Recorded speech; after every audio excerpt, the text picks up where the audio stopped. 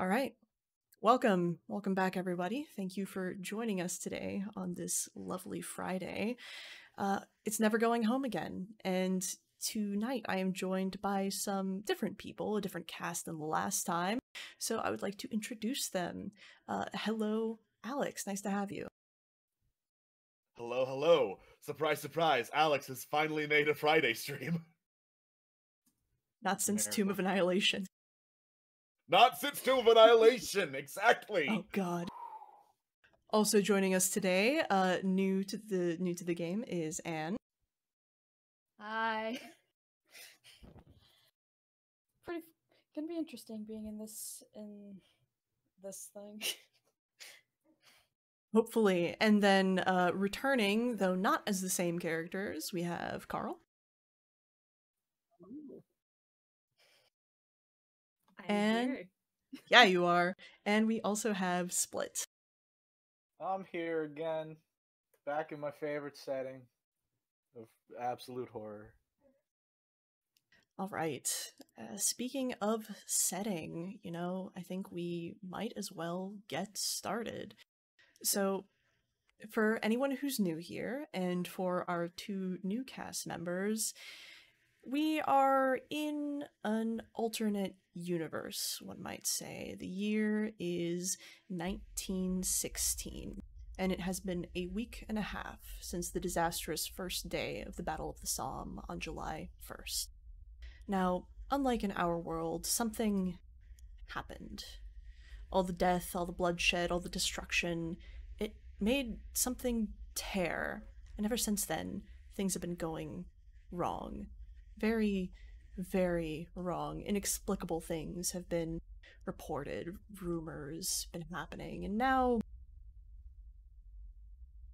some of you may have been at the battle, some of you may be fresh recruits coming up, either, perhaps observing from other nations, but even so, we start off in the evening as dark is just starting to fall, and your commanding officer, Split, has just called you up, and you're being given a special assignment before you go to take your place on the front there. Uh-oh. So, how about you describe your character for us, Split? See, that would be a lot easier with a certain image from a certain somebody. You should look at the Roll20, my man. Oh no. Oh, yes. Hold on. That might perhaps be helpful. It would. Oh. Okay, I like him.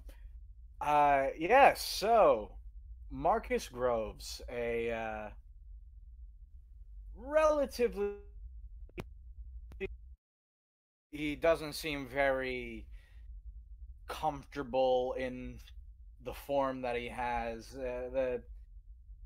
The typical look of someone who is not used to the labor that they are having to go through. Short, blondish hair, and just a look of concern. Okay. So, and you are an American, so that's actually kind of interesting, isn't it? So, your commanding officer, or I guess guest commanding officer, you're kind of were here on more observational duty, but unfortunately, things happened, and so you've kind of been brought into this entire fold. He sort of brings you over, and your CO is Major Nathaniel Keating, a very, very old school kind of guy, but God, if he does not look fucking exhausted. Right. Right then, Private Groves. Now, how much have you heard about what all has been going on here, the business, if you will? Thus far, very little. Perfect. Exceptional. Actually, that is more than exceptional. We will need a fresh set of eyes when it comes to what is to come. Now, I want you to go ahead, take your kit, and go meet up with. What was his name? That's right. The second lieutenant over there, Second Lieutenant Reynolds. He will brief you. Well, meet up with him and then pick up a few more volunteers, and I will brief you on your mission. Keep quiet about it, though, yes? Yes, sir. Right. And, Keating points out a certain Second Lieutenant Reynolds. So, Alex, please, if you will introduce your character. Second Lieutenant Reynolds, Caleb Reynolds, to his friends. He doesn't have any of those anymore. He has been down here in the trenches for far too long. Usually his best friend at any given moment is a half-drunk bottle of scotch. One look in his eyes quickly tells you he does not care about you. He has had fun, and that is gone from his life. And he holds basically no regard for anyone that comes his way. Devil May Care would be a way to describe him if he was just like feeling a little nicer today. Mostly it's like, well, I'm already dead. Might as well just keep on doing whatever until the rest of the world catches up to me. You couldn't find a better man to lead you into whatever peril we're going to be experiencing tonight. Yeah, you couldn't find a better choice. Just immediate flash of the mind of, oh God, we're gonna die today. This is it. This is the day. This is the mission.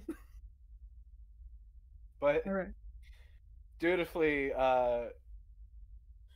Private First Class Groves marches his way over to the lieutenant, salutes. Lieutenant adjusts his helmet, stares up. You the American? That would be me, sir. Settle a bet for me, would you, American?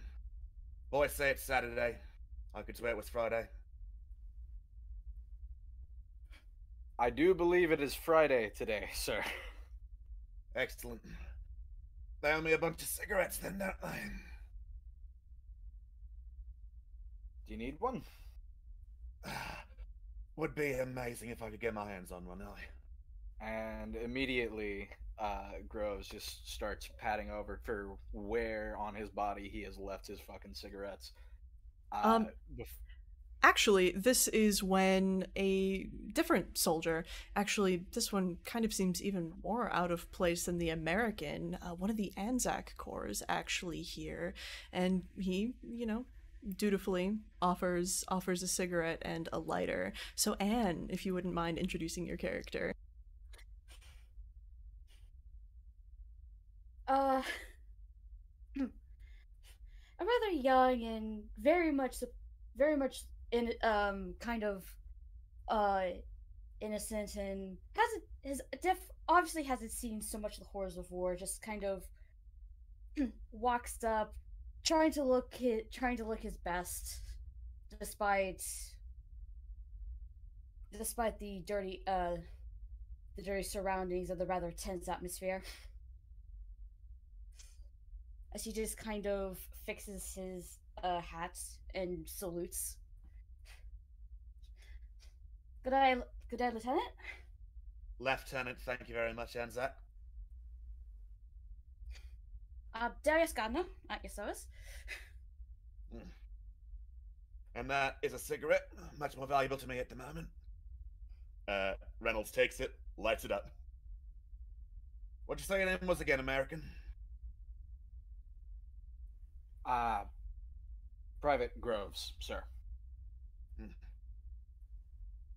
Groves, Gardner, Reynolds.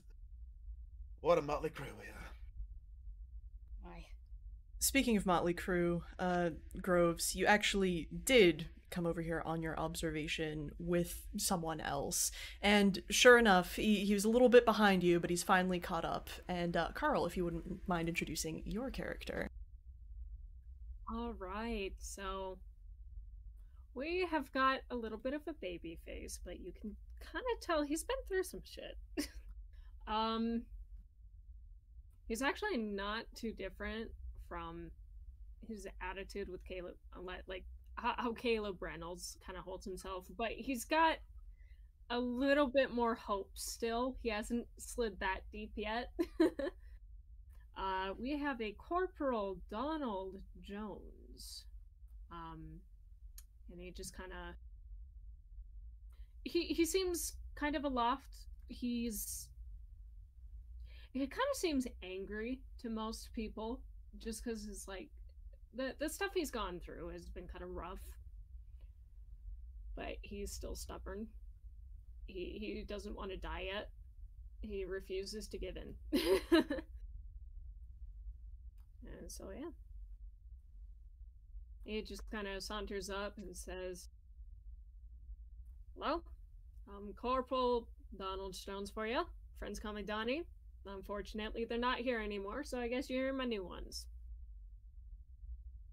Ah, in your dreams, Corporal, in your dreams. Understood. So, what we have to here? Y'all know what's going on? Right, are you lot done over there? Everyone's all assembled, yes? And, sure enough, Keating is sort of your CO. The man's tired, but he still managed to keep all of his buttons spotless. He's that kind of guy. But, you know, he comes up, he dismisses your salute before you salutes and says, "Alright, so, you good with this crew, Lieutenant?" Well, quite frankly, no. But Good. given the fact that I was going to say, given the fact that the only bodies around that aren't staring off into space, I'll take what I can get. Perfect. Now, if you all would be so kind, just, follow me back. We have a bit of a situation on our hands as it stands, and Keating will lead you all, sort of, you guys have sort of been at the back trenches, the more supplied trenches, but he leads you all sort of towards the communications trench and towards one of the dugouts, which has been sort of, it's a little on the, it's nicer than definitely what most of you have been used to. There's a table, there's, you know, a bit of a floor, actually, there are chairs, and on said table in this sort of low-hanging lamp, there's a map. And Keating sort of waits until you all are assembled, looks you over, looks at the map. Right. So, we've been having some troubling reports from our scouts, and also we've had some very interesting aerials. As I'm sure you could tell, and he pauses, and he sort of like raises a finger. It's quiet. And quiet is not good. And from what we can tell from these reports, for some reason the Bosch have gone from the stretch of the line. For about, you know, a mile either way, they're nowhere to be seen. It's as if they've vanished. Now, High Command is, well, they're particularly interested, as I'm sure you can imagine. Anything that we can do to break the line would be an immense turning point, and also anything we could do to find out more about what's been going on over there. We haven't well, there hasn't been much communication from them, we'll say that. So, you lot, your job is to cross, scout out the enemy lines, find out what you can, and come back. How does that sound? Stealth. Doable. It's a very interesting mission, sir. Stealth ain't my forte, but I'll try my best. Well, you're going to have to make it your forte, but if the intelligence is correct and I have it under good authority, you shouldn't have to be stealthy. They're all gone. Right, so here we are, and here's the line, and, you know, he sort of lays out a map, he sort of points out the major areas that the scouts have pointed out. There's also, he's got sort of like a panorama set out, that's been taken with, like, major areas marked out. Right, so you've got your orders, now, well, Godspeed. See you back in the morning. Sir, yes, sir. Alright. we are going to start off at a part of the game called the journey. So, the journey basically sort of determines how the things go in terms of your mission. It sort of represents your basic, how the units going. So I want all of you to go ahead and draw 3 funky cards from that deck. Gotcha.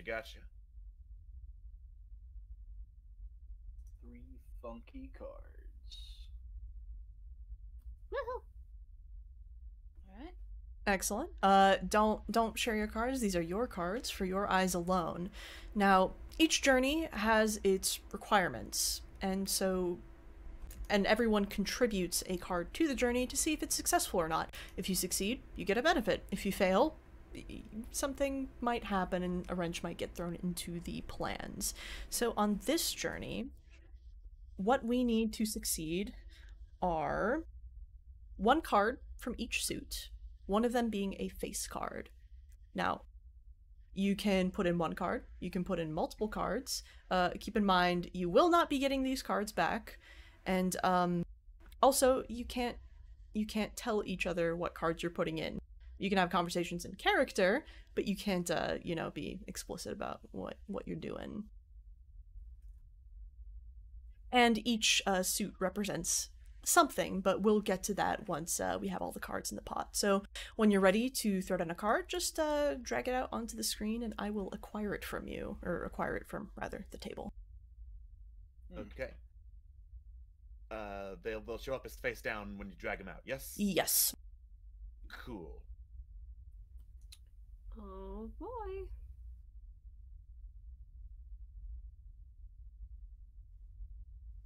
Ooh, multiple cards. Fun. Is everyone done? Yep. I'm gonna throw out another one just in case. Oh, okay. Oh no. Wow. So, interesting. Very, very interesting. Okay, so I am going to call you out, and I'm going to tell you to take a card that I drag out, and I want you to use the suit of the card to inform your answer to the following question. And the question is command to be trusted? Now, you've been hearing rumors about a lot of different things, a lot of conflicting sort of evidence, and especially after the bloodbath that happened a week and a half ago, there's a lot going on. So, I want Split, if you will take this card, please. Yes, sir. And let us know what it is and answer the question, yeah? That is the 5 of clubs. Now, do remind me the effect of the club suit. Yes, clubs represents things, so actions, material things, tangible stuff that you do, or that is done, rather. Oh, okay. Can command be trusted? Well, with their things. I think command has a rather excitable nature. Especially regarding what they have at their disposal. Do I trust command? Of course, absolutely. Do I think it's... Never mind what I'm saying. Let's focus forward. That's right, Private First Class. It doesn't do you any good to have too many opinions about command, does it? I didn't say anything. It's okay. It's between you and the narrator. So, if you will drag your card onto the table and I will get rid of it for you. Sir, yes, sir. Okay.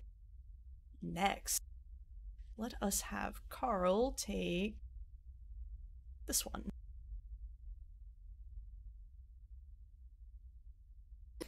Ooh. This may or may not have been the one I gave. That's fine. I'm giving him out randomly. So share with the class. This is a 10 of clubs. So things, overcoming obstacles, action, adventure, fun stuff. I think.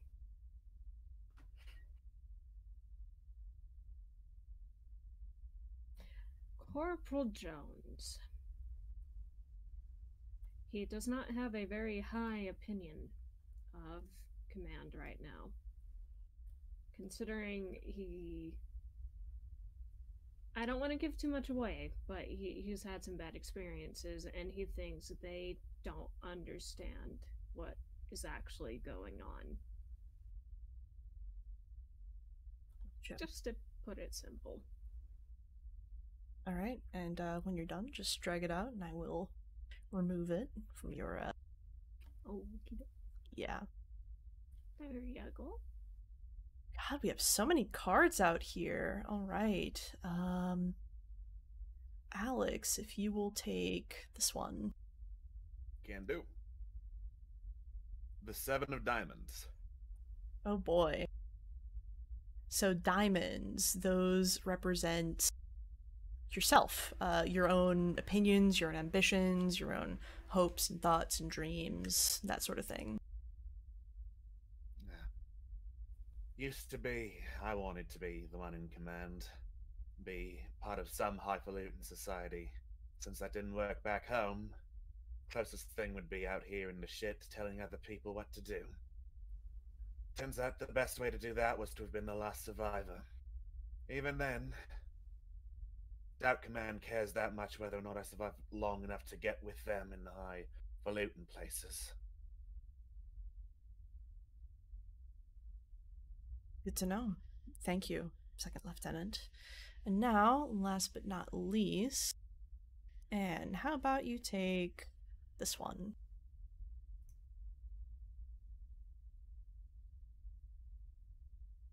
How do I? Right click, take card. Okay, thank you. Huh. You will share with the class what it is. The Jack of Hearts. Okay. So, relationships. Considering that he is still he's still rather new, he does put in trust on those that would be that would have had experience, as well as those that brought him into the military in the first place. He would probably not everyone would know what's going on, might not always be trusted, but at least the ones that Darius is connected to, he feels like he can trust. Okay. It's very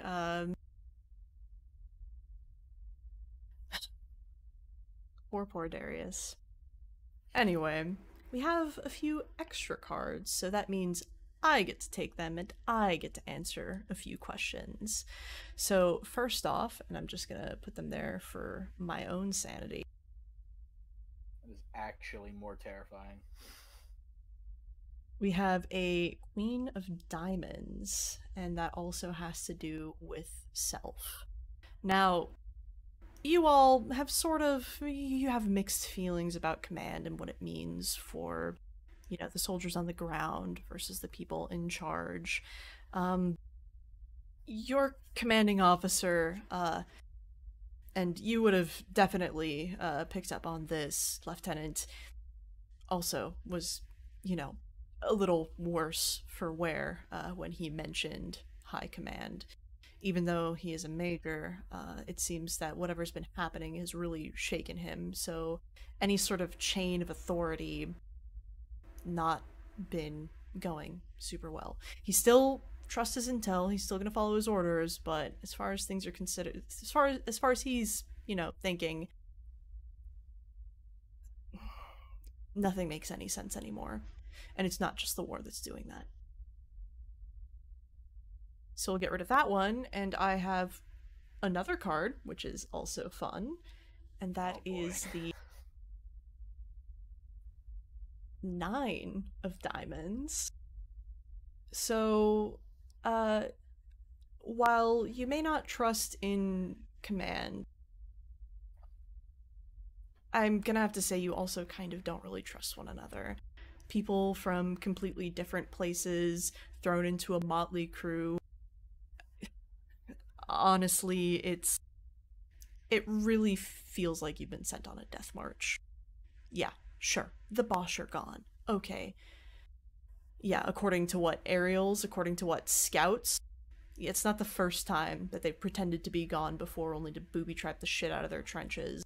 It's not the first time that they've retreated only to come back and bombard and kill people. You're fairly certain that the Bosch aren't gone, that the Germans are there, waiting in some sort of capacity, and you're marching into something you're probably not prepared for. But, what can you do? You have to follow orders.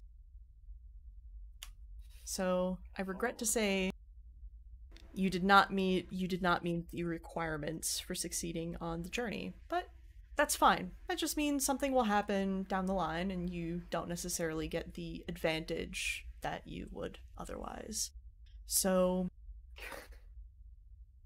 the night deepens and you guys set out towards the frontline trenches and towards no man's land, and as you do so, it begins to rain.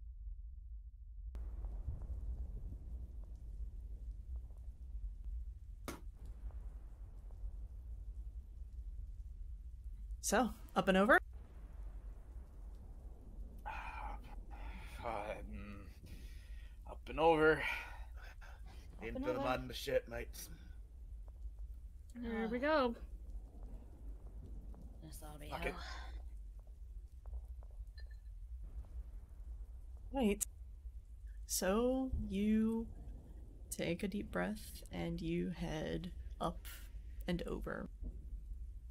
And every once in a while, flashes of shells and artillery from up and down the line spark everything into stark contrast. But sure enough, across from you, it's quiet. It's far too quiet, where usually you'd be ducking your head. For snipers, it's silent. There's nothing. There's nothing. You pick your way through the barbed wire. You start moving through no man's land, through the mud, and through the rain. And it's like nothing you've ever experienced before in your life. And even if you had gone over that first night, that first day, that first fateful offensive on the Somme, it doesn't compare to the aftermath of everything that was left behind. It is just so remote. But the thing about no man's land that you've all found is that it comes alive at night in ways that it never is during the day. There are people out doing their best to stay undercover, setting barbed wire, and you see traversing the battlefield in front of you figures that don't look like soldiers, not at all.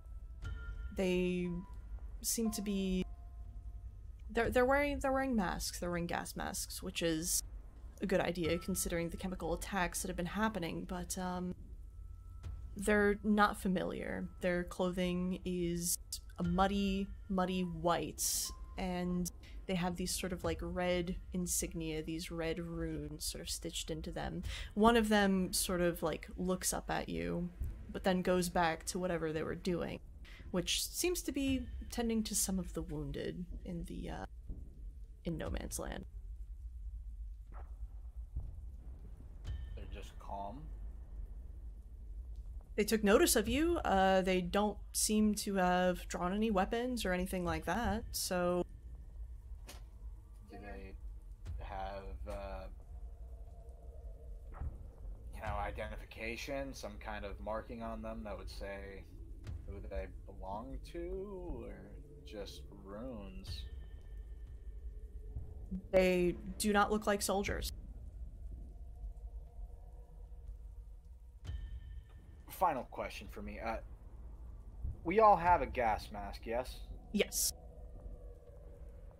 Just for the sake of safety, someone has theirs on. Maybe that's a sign that we might need them soon. Maybe. It could also be a sign that it just stinks out here. Like I said, mud and shit.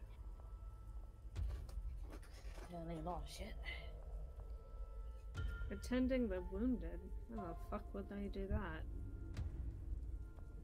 Save He lives. just kind of mutters under his breath, kind of side-eyeing him. And he does slowly.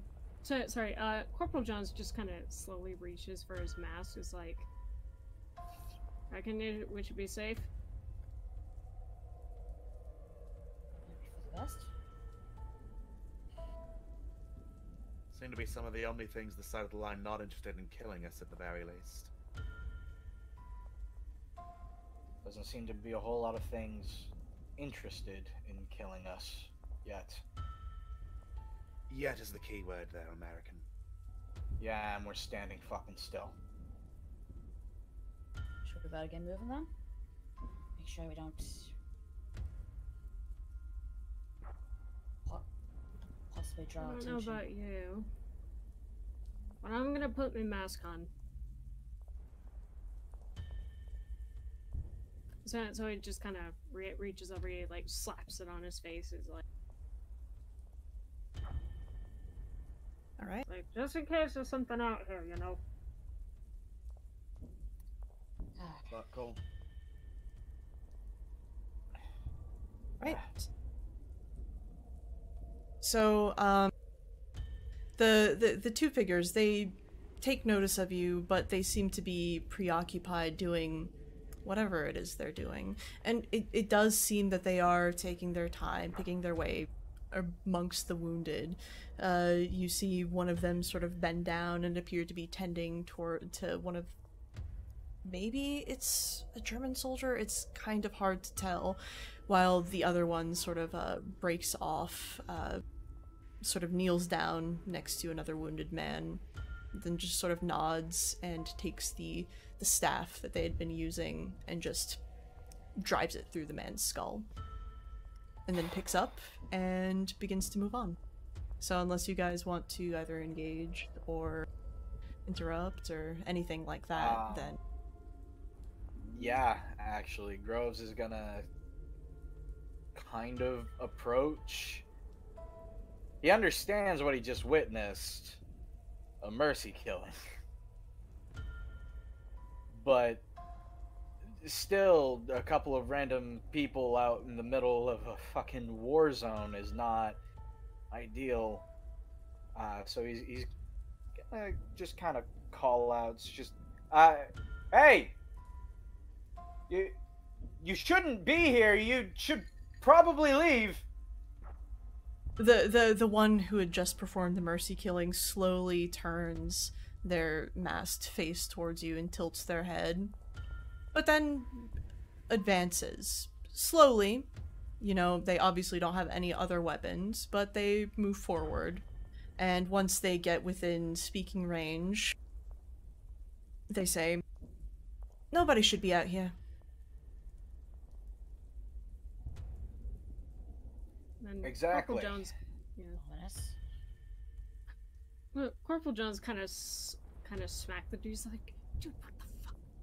He's like, why are you getting their attention? And then when he came into speaking range, he's like, so why are you out here? Because like he doesn't want to seem scared. He just kind of, you know, like squares his shoulders, like ready for a fight. Is like you know, he's like, you gonna fight us? It's like, what are you doing out here? Doing what needs to be done. And they sort of like tap their shoulder, and sure enough, while most of the things sort of stitched into the coats that they're wearing seems almost incomprehensible to you, it does seem to be like in the shape vaguely reminiscent of a red cross. And since you all approached, you also kind of see that the other one who had knelt down to one of the other soldiers is tending their wounds, binding them, and so on and so forth. Medical eye. Something like that.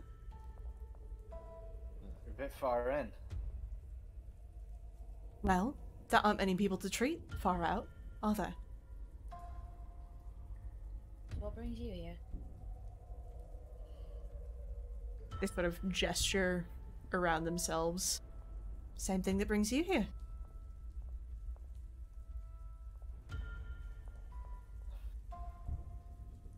Right. Not at all, I'd say. Why the What room? exactly is it that you think that we're here for? Well, we've heard things, but when it comes down to it, and they sort of tilt their head, butchery from both sides, but well, that's to be expected, isn't it? Was there anything So you needed from us? So Corporal Jones is kind of standing there. Is like he doesn't seem.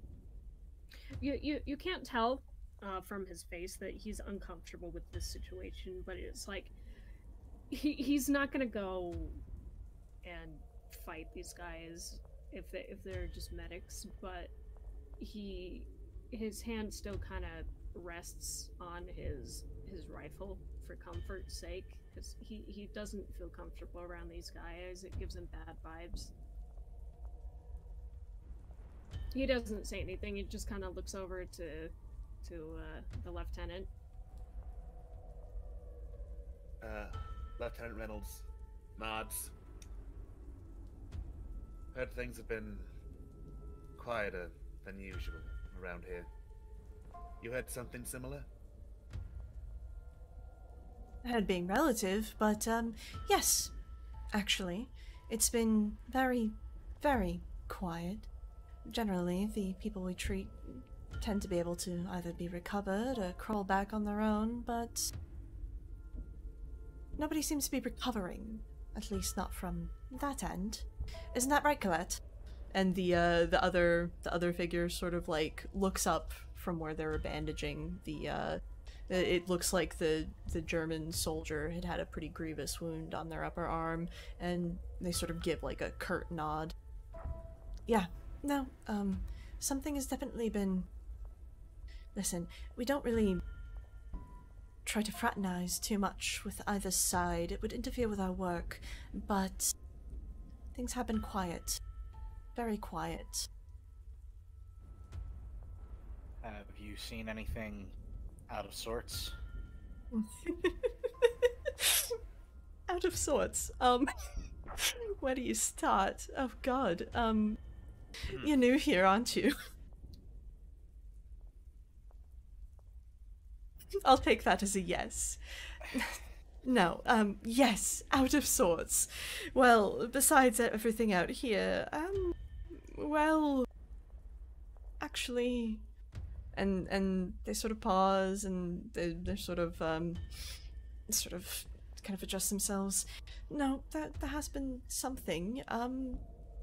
As you go over, since it seems like you're crossing and all, as you go over, just be a little careful. There's been something moving along the trenches. It's not sure what it is. Haven't really gotten a good look at it, nor would I want to get a good look at it, but I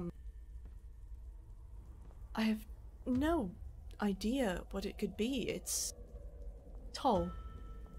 Almost looks like the size of a tree, but it's about the only thing I've seen. What about you, Colette? And the other figure sort of like once more tilts their head up and sort of like rolls their head in kind of exasperation at being interrupted so many times, and mutters something in French, in which the person you've been talking to sort of nods and says, "Right, Colette said that she saw, what was it? Some kind of a convoy or something like that leaving, oh gosh, maybe a day or so ago. It was pretty recent, but when they were leaving, they were leaving. Are you sure you saw that correctly? And Colette sort of nods again. She says they were taking quite a few of their heavy guns as well, so... Well, I guess you lot are in luck since you're crossing, huh? If you can call it that, yes. Might be Supposedly. worth checking out. Right, so, if that was all then, we've got a lot of work to do. So you do. Yes. You've been, Yes. you've been helpful. Godspeed, man. God bless. And, if we're around, and if you're injured, well... Hopefully we're around. Thank you. Well, we'll leave you to it then. They've already turned and started going about the other people who are strewn throughout no man's land. Some dead, some barely living, some still alive. It doesn't seem like there's any rhyme or reason as to who they treat and who they kill, but they seem like they know what they're doing. Whole conversation was an emotional roller coaster.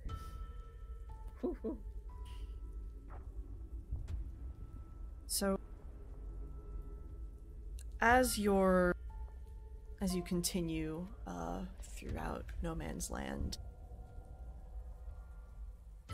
things are strange. There's almost this palpable energy or electricity in the air, and you sort of start skirting a crater as you go, and as you go to sort of climb up the opposite side of it, it's almost like it came out of nowhere. You didn't hear a shell nearby, maybe the Huns buried a canister or something, but there's this thick, rolling cloud of... it's gas. And Lieutenant, you've seen this before, and you've seen people affected by this before, but the others, they're new.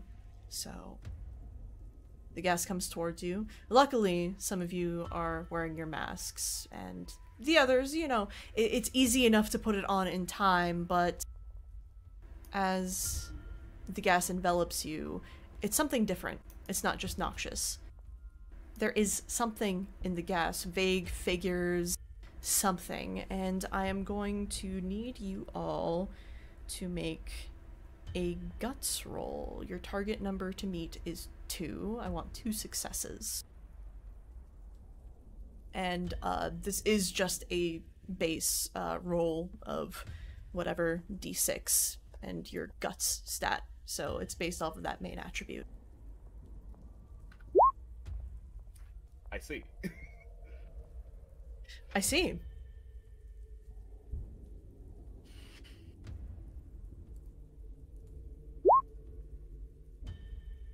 I see. I see. I see. You can, if you did hold a point behind from your gut stat, you can use it to modify your rolls in whatever way you would choose. I see. Nope. I see. I see. Sorry, what were we rolling again? We guts are... stat. Your guts. Yeah, so Straight choose however guts. many dice you want to roll for that.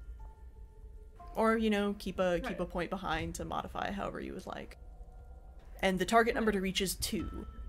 Sorry, this was guts, and then was it? Just guts. Just straight guts. So however many d6. Okay. Okay.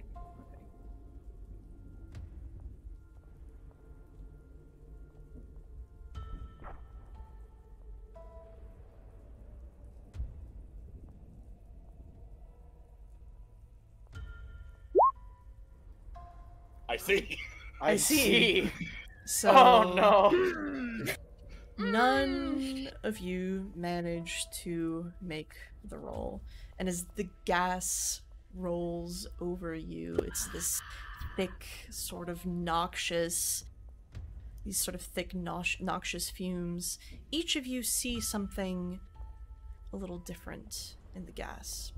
And if you will think back to the suit of the card that you had for the journey, think about what that suit represented, and how about each of you tell me what you see in that gas? And let's see, Corporal Jones is on top in my call, so you go first. So, Corporal Donald Jones, Donnie Jones. He sees some deep shit in that cloud. He sees some of his old comrades that were in there. They're just kind of, to him, they seem kind of zombified and just kind of staggering towards him. Like, one has got this leg that's been snapped right below the knee, and the bone is protruding out of the skin. And they're just kind of reaching out to him, whispering, like, why, asking him a multitude of questions, like, why did you leave me behind? Why didn't you save me? Why didn't? And as he sees this, he just like sits there frozen, trying to process this, and he starts shaking a little bit. Some of the other comrades might notice. He doesn't say anything though. He just kind of stares blankly ahead at what he's seeing. Alright. Well, unfortunately, it seems all your comrades are seeing ghosts of their own. Second Lieutenant Reynolds, what do you see in the gas? Let's see. I believe I had the diamonds suit. I believe so, yes. Cool. Alright. Second Lieutenant Reynolds sees... Well, he sees... It's less of a person, more of a place. He sees what could charitably be described as his old house. What would be a more accurate description is its, like, crumbling facade, like, one, maybe 1.5 of the walls still standing. But he can see, like, ghosts of what it used to be. He can see where his father's bedroom used to be. He can see the blood splatters from where his father decided he no longer wanted to live in such a shithole. He can see the places where his brothers and sisters had to pile in one corner to stay warm. He can see poverty personified.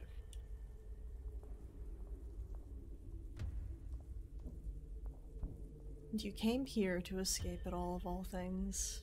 That's a shame.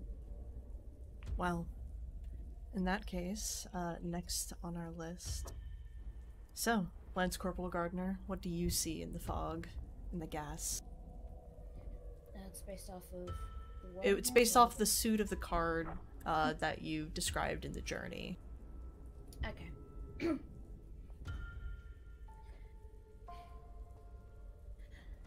Garden, the young Lance Corporal is able to see those that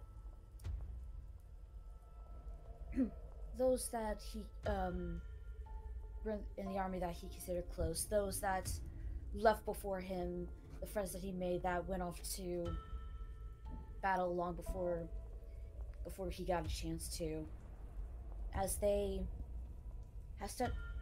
have become a bit more monstrous than he remembered, as though his own doubts have taken away the rose-colored tinted glasses that he has, and kind of showing a more disgusting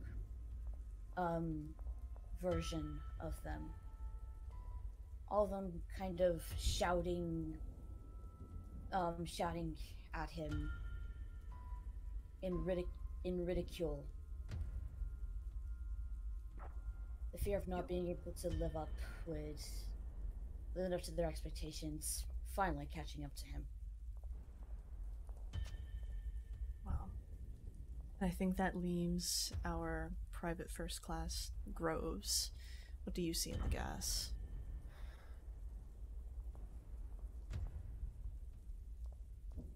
Groves blinks trying his best to not breathe in anything as he struggles to put his mask on. And he swears he can see each canister that the gas would be coming from. In a moment, he hears cracks as he looks to the skies and sees giant figures soaring over him, killing machines that the world has never seen before. He hears gunfire crack back and forth around him. All the wretched things that are bringing about the end of the world that we just cannot help but build to make it better. Right. Thank you all. Now, unfortunately, because none of you met the target number, I'm gonna have all of you draw a card. You're drawing for a chance at corruption. And if you draw, I believe it's a black card, let me double check, then you take a point. And if you draw a red card, you're free. So draw a card, take note of it, DM me what you got, and then drag it out onto the board and I will remove it.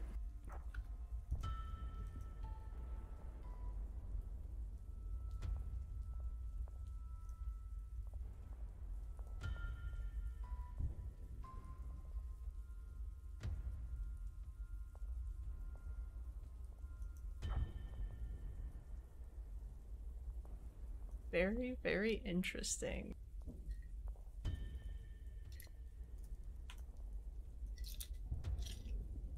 And just as a reminder, black card, you take a point. Red card, you do not. So, as the gas rolls over you, it almost seems to dissipate into nothing. It's almost like it was never there at all. But whatever you saw in that gas has left you changed, for either better or for worse. And as you continue through No Man's Land, you reflect on what it is that haunted you. But you also find yourself meeting someone.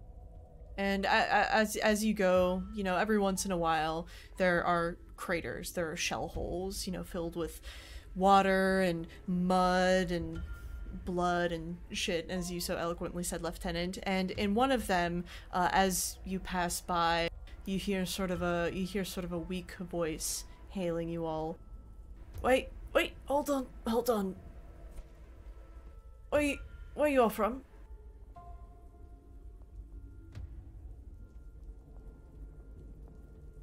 Who's that? You're speaking English, yes?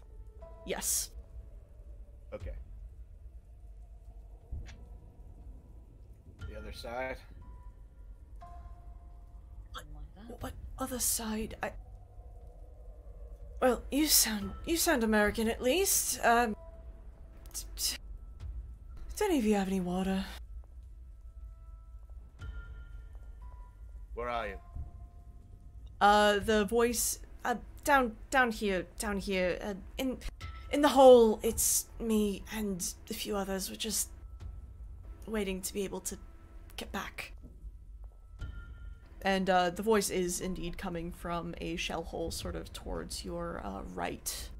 It's not particularly deep, and if you look down, you would be able to see there are 3 soldiers down there, one of whom is the one who's more alert and who's sort of like craning his head to look up at you all.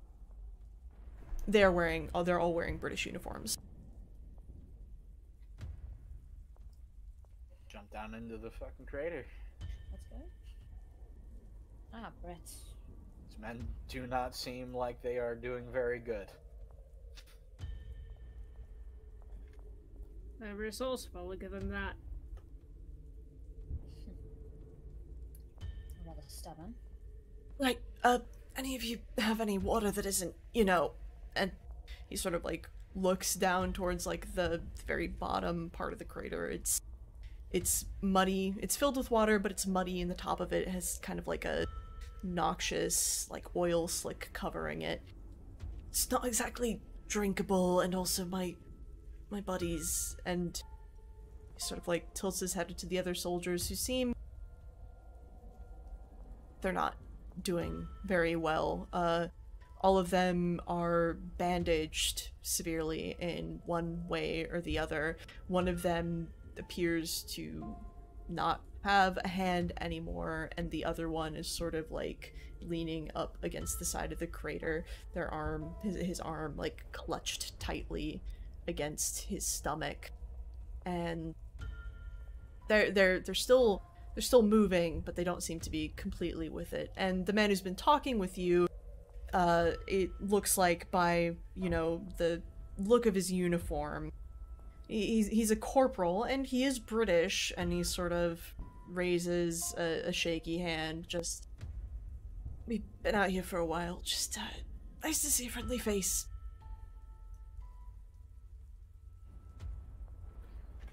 So, Yeah. Do I have a water canister on me? Yeah. Yeah, no, generally, in terms of equipment, you all are kind of assumed to have, like, what would be reasonable. So, like, a rifle, a pistol, a grenade, stuff like that, water, rations. Immediately down on my knee, just unscrewing it and everything, handing it over. Thanks. Why am I... Sort of takes a very long swig and sort of passes it to one of the other soldiers. The one with the missing hand sort of like reaches out, and then reaches out with the hand that remains, takes the flask, and sort of almost slowly, almost not even recognizing what it is, begins to drink. And as the other two drink, the man who's been talking to you, Fox, Corporal Fox, is everything... How was it?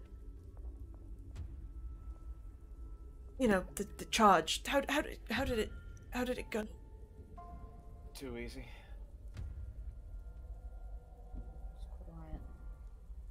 We're coming out here to investigate. He looks very confused as you say this. Too easy? What? How long? What? No, that doesn't... How long have you been in here? I don't rightly know. I've been waiting. We've been waiting. We've been calling out, trying to see if anyone could get out to us, but we're a little too close to them. And he sort of like pauses again and sort of looks at you all, and there's like a flash of confusion and hurt across his face. I don't remember. What was the last thing you can remember? The whistles going over the top. Charged the Somme, did you? Yes, sir. Yes, sir. How did it go? Did we break through? We did not, Corporal.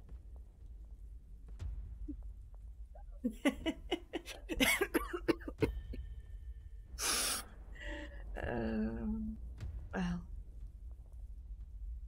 that's something, isn't it? Well, it's been quiet. If you see any of the boys, would you mind maybe sending him out? I mean, I could probably crawl back to our lines, but, my pals over here, I don't think. And, he sort of looks over towards the other soldiers, and, the second one, who has been sort of holding his stomach, has kind of taken the flask, but didn't drink, looked at it, like, very confusedly before, like, waveringly, handing it back to you, Private.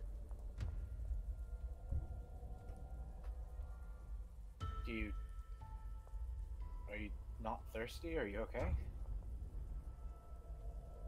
The soldier very slowly shakes his head as though he almost didn't understand you. And the soldier who has been talking, you know, Corporal Fox sort of speaks up a little bit. No, it's it's probably better. I mean, you know, stomach wounds, best not to put too much in, you know. It's just more for the surgeons to take out later. Right. Right. And he just packs the water can away.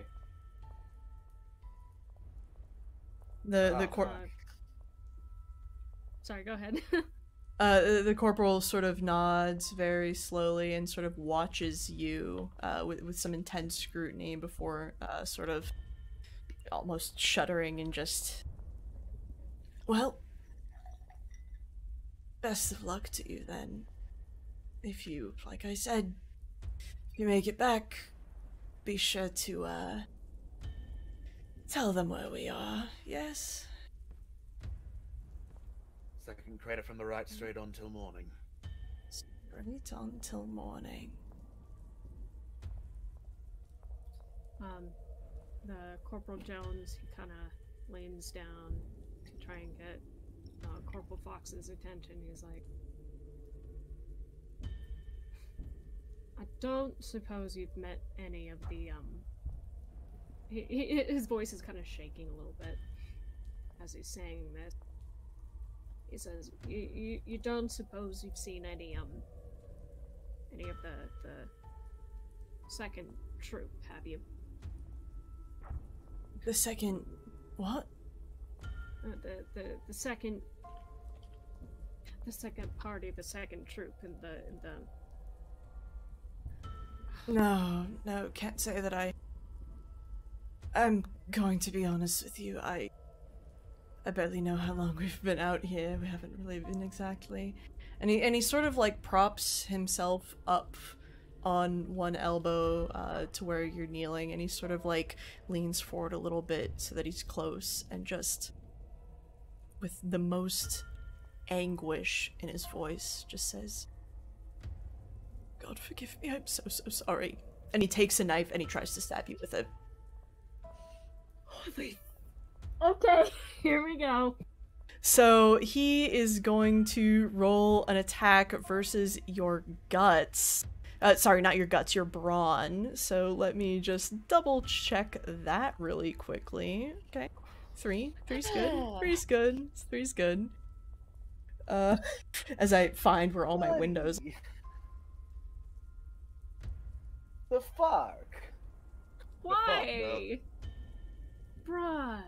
So he gets one success. It doesn't look like he meets it. And as we go into a little bit of combat. Now, the way combat works in this game, it's a little different in terms of initiative. Actually, you pick who goes after you. So as we start, I'm going to have Corporal Fox here going to look to one of his... Yeah, he's gonna look to one of the other soldiers who's in the trench with him, and actually both of the soldiers in the trench with him, and they are going to go next. So these soldiers who have not been talking, not been doing much of anything, practically insensate, actually. They sort of lurch to their feet. And they look more like corpses than soldiers. They are corpses, actually. There's no way they would still be alive after a week and a half. And both of them are going to lurch towards Jones, who is the closest, and they are going to attempt to make an attack. And since they are working together, they will do their best to meet your brawn. So let's see, 2 melee, and that's one of them helping, so that's 3 die to roll. So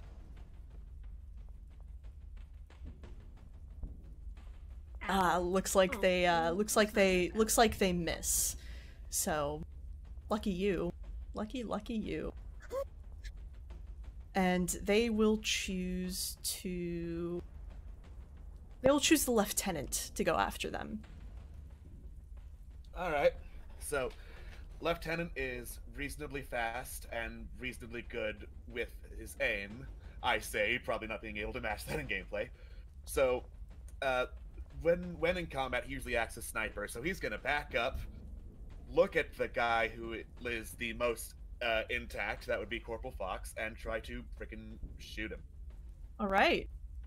So that would be in attack. So that would be your ranged roll versus his brawn, and his brawn would be, as I go through, you've got to meet at least you've got to meet 4 successes. Okay, cool. So I have 2 points in range already, and I can add up to 3 from guts, I think.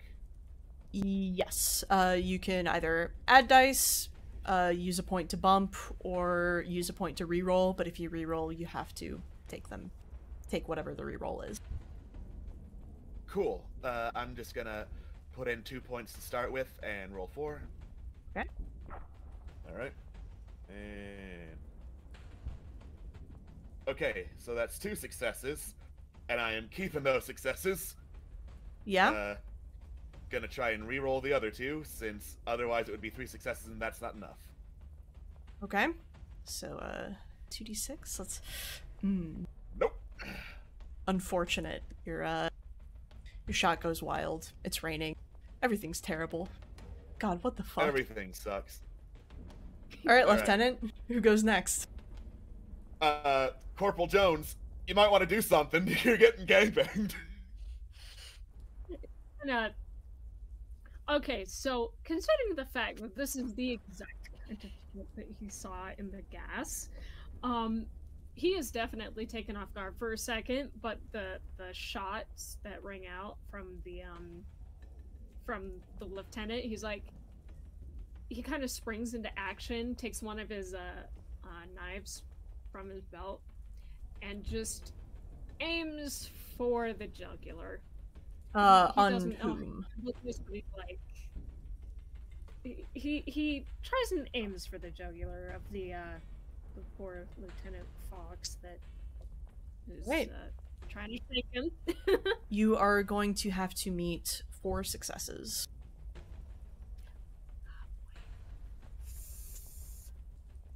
So I'm rolling just a straight up brawn. No, so, since it's a melee, and it looks like you have training and a point in melee, so you have 1 die to start with, and then you can use your 4 points in brawn to either add dice or however else, if you recall. So you can, use a point to add a die, you can use a point to bump a die to success, or you can use a point to reroll. And so you have to meet 4 successes. I am going to... So I can roll 3 dice, and if I don't have a success, I can add another dice to try and make it... Yeah, or you could use your remaining point to reroll the ones that you would choose to. Okay. So I'm gonna add 2 additional dice and roll. So we got 2 sorry, just 2? You're trying to meet a 4, just to remind you. Oh yeah, that's true. That's my bad.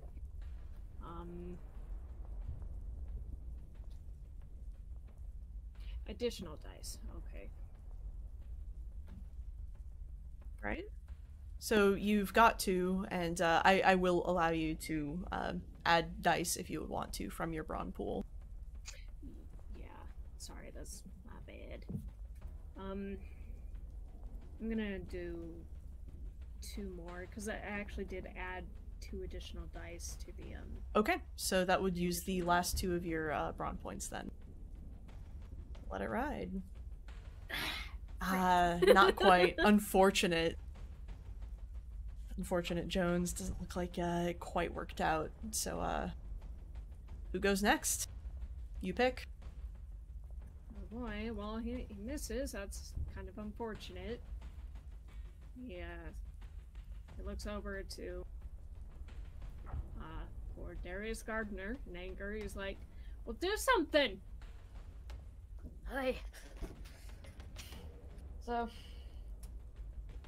probably just going to shoot the what was it, Cox? Was that his name? Fox. Well, Yes. Fox. Okay, that's Close enough. Close enough. Yeah, I'm gonna do a shoot to the Fox. Fox. All right. You're gonna want to meet 4 successes. Okay.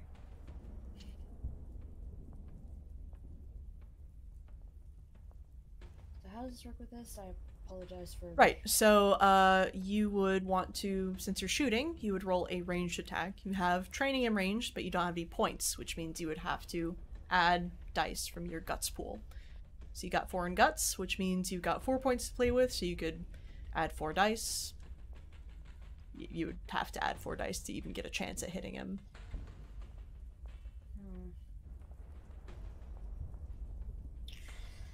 Let's try this, shall we?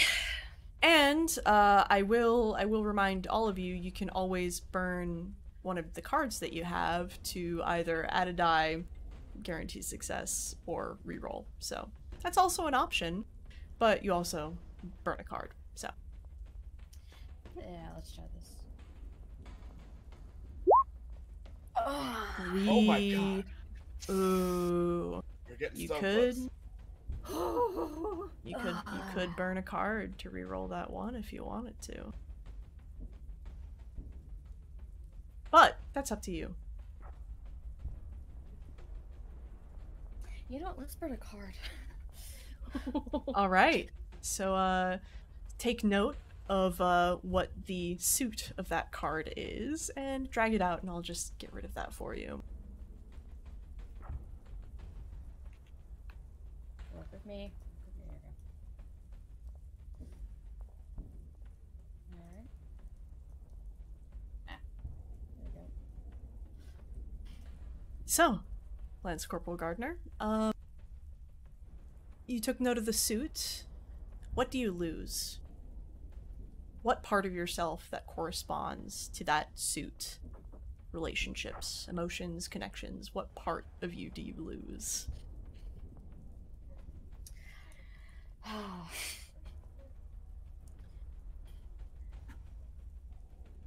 I lose some of those relationships that I have built during during my training. Coming up. Let's hope this works, shall we? Yeah, make your roll. Just one, right? Just one. You take careful aim, and as sort of memories and feelings drain from your mind, the shot goes wild. Damn it. So I think the last person to go is Private Groves. So he just witnessed this poor guy, this poor man who's been soaking in mud for possibly days at this point. Just ask God for forgiveness and try to shank his superior officer. Yep. And then each of his superior officers fail to do something about it. Seems about right so far. Shit's bad. Don't forget the the people who should have been dead men also getting up despite suffering grievous injury for like, a week and a half. Also fighting. There's a lot going on. Stop waiting for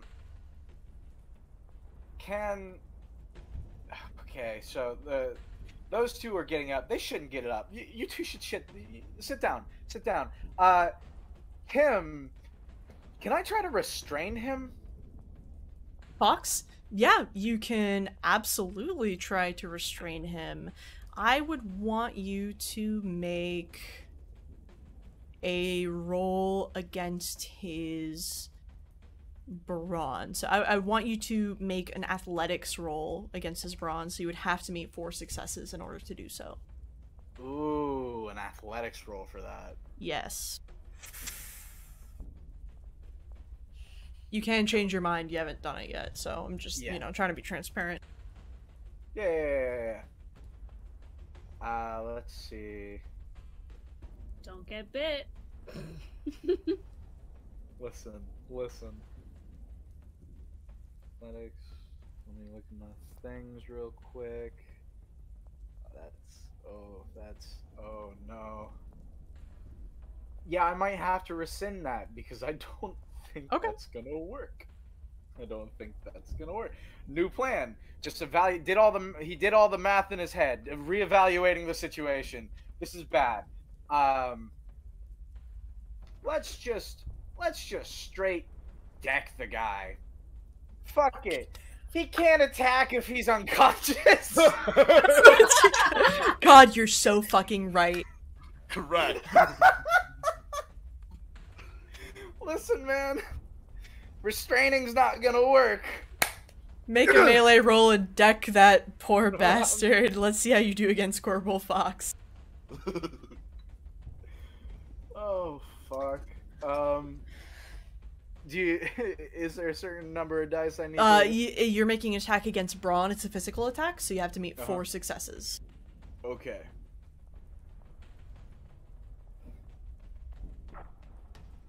So I'm gonna go ahead and roll +3. Save 1 for a reroll. Okay. Good God. Alright, so reroll time. Alright. So just roll a d6. If you're re-rolling both the dice that failed, right?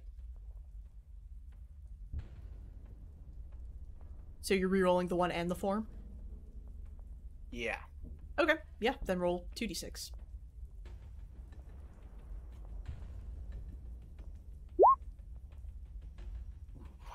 Ooh. Unfortunate. These are some strong corpses. We're not even attacking the corpses yet. You're just trying to deck this corporal who sort of, he takes it. He takes it, but he does not seem phased at all whatsoever by your punch.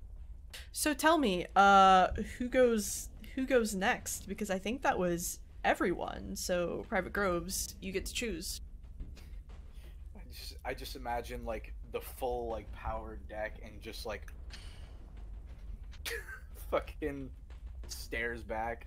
Basically. Well, let's give it to the man who has to hold in his entrails.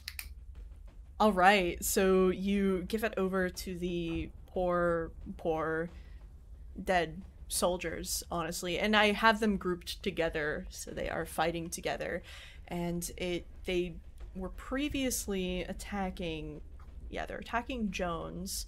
So what they're going to do is they're going to attempt to make another attack against him. They're going to attack together, so they get 3 dice by default, and then whatever brawn they want to use. So, I'm just going to have them roll so 3, 4, 5. So they're going to roll a 5d6.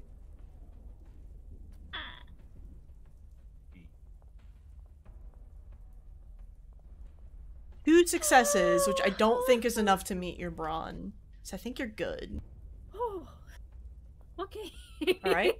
I am going to pass it off to Lance Corporal Gardner to go next. Okay.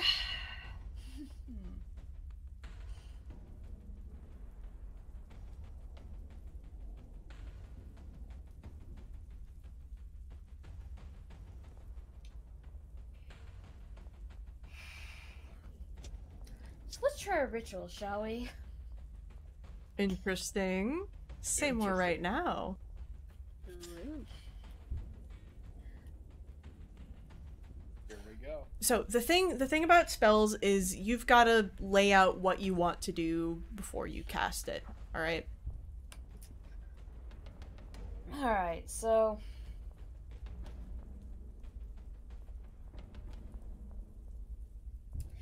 You know what?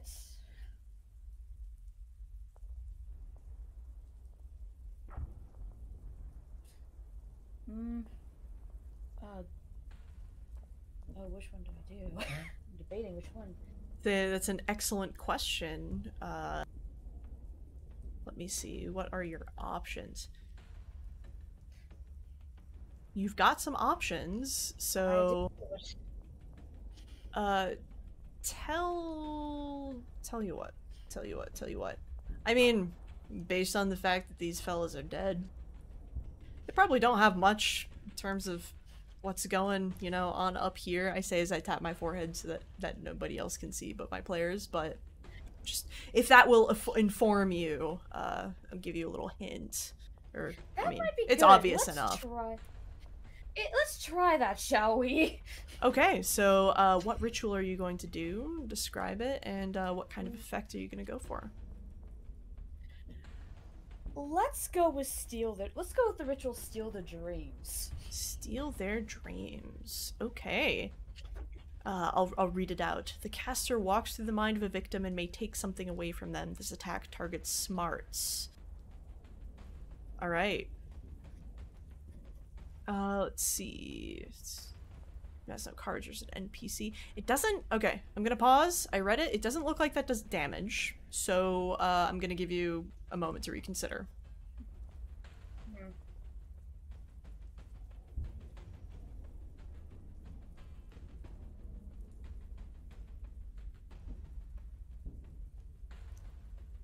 Generally, the effect will be in the italics underneath the ritual, so... Gotcha. Alright,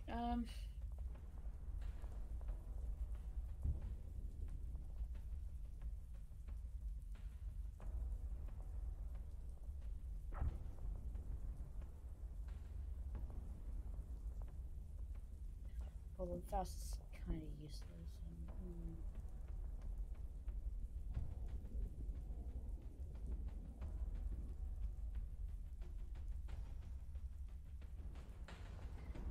I mean, make them flee would be good, although I'm not sure how much the others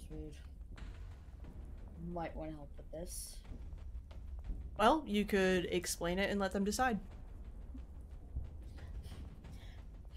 Make them. So basically, the ritual make them flee. Basically, they're a chant that will make them run away. You guys can join in, but you will be suffering 1 guts damage. Although each point of damage is an automatic success.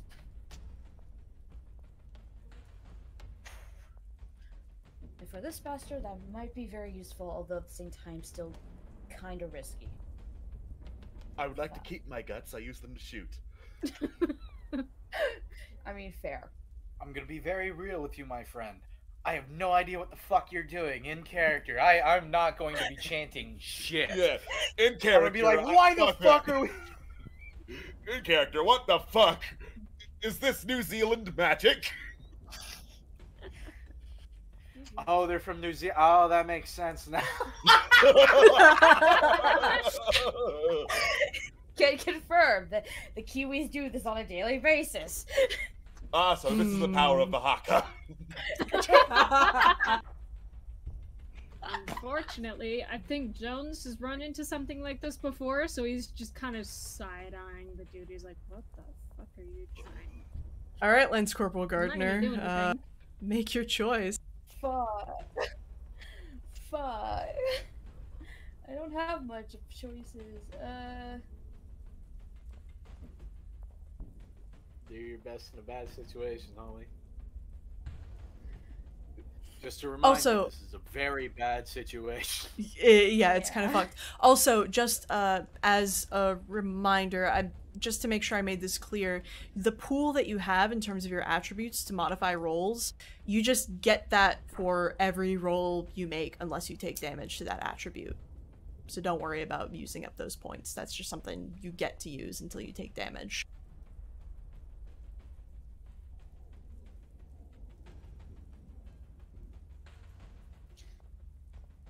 Can I just fucking kick in the face? Sure. First off, who are you kicking in the face? And, it will be a brawn check, and depending on who or it'll be a melee check, which I don't think you have training in, so you would have to No, I don't. buy training, then buy a die to use, which would leave you with an additional die to do whatever with.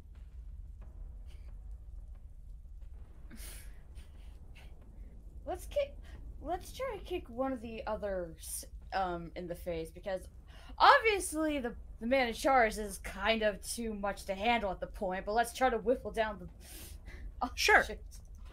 You're going to want to make a melee roll, and you're going to want to reach a target number of 2. So I believe you would have to buy melee, buy a die, and then to have any hope of reaching 2 successes, you would need to buy a second die to roll, and hope you succeed on both of them. Whee! Oh, this has to be good. Come on, big money. Woohoo. Big money. This is what I love about D&D. I'm a gambling addict. Damn it! Yep. These zombies are hard, man. Why? So, They're World War One zombies. They're trained. So hard. listen, it's raining, you are in the mud, you just got surprised by people who should be dead. It's understandably a little difficult. Anyway, Gardner, who goes next? Lieutenant, please. Lieutenant. Good. Lieutenant, God damn it, you will get it right one day. Oh, right tenant. Got it, right tenant. Right, Lieutenant. Right, tenants. Yes. I am going to kill all of you. You might not have to if this doesn't go right. Now fucking play your turn. Alright, I guess I gotta Left. try killing one of the people that's already dead. Alright. Cool. I already have 2 in range, so I have 4 dice with which to fuck this up. Excellent. You've got to meet a target number of 2 successes. I Alright. need a 6. Cool. Okay. I'm just gonna bump that up to a 5. Woo. Boom. Done. So, and you are attacking with, you've got a rifle, correct? I've got a rifle. Let me just double check that. Rifle does 2 damage, so with, steal yourself, aim, shoot, and one of the dead men goes down. Congratulations, you've, defeated an enemy. One. I have Fuck yeah, successfully Lieutenant. hit him. That's why you're Fucking an get 'em. officer. Alright, That's who's why next? I am an officer. Ooh. Alright, let me double check some numbers. Groves, you wanna help us out here? All right. Remind me, who did you bash in? I shot zombie. Zombie. Yep, so you've not got the corporal corporal, and then you have 1 zombie, so, yeah. Right. You know, my superior officer seems to have a good idea.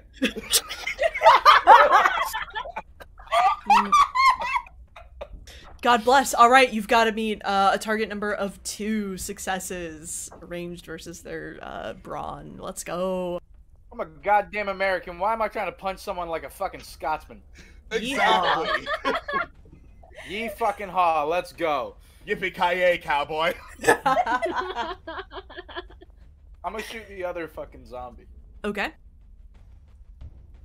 Is it lefty or is it entrails? It's This is it's the one with important to the me it's the one alone. with the hand, yeah. Lefty. Oh, poor lefty. I feel bad. How many do I need to get? 2.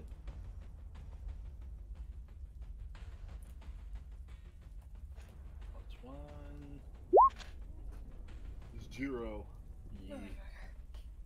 Ooh, Alright. unfortunate. Let's see. We just can't get these guys, can we? No, What apparently the what dice can are you basically giving us modify bonus. with? You have guts, so I'm gonna bump one of those.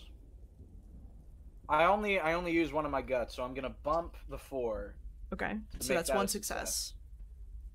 and I'm gonna re-roll the 1. Okay.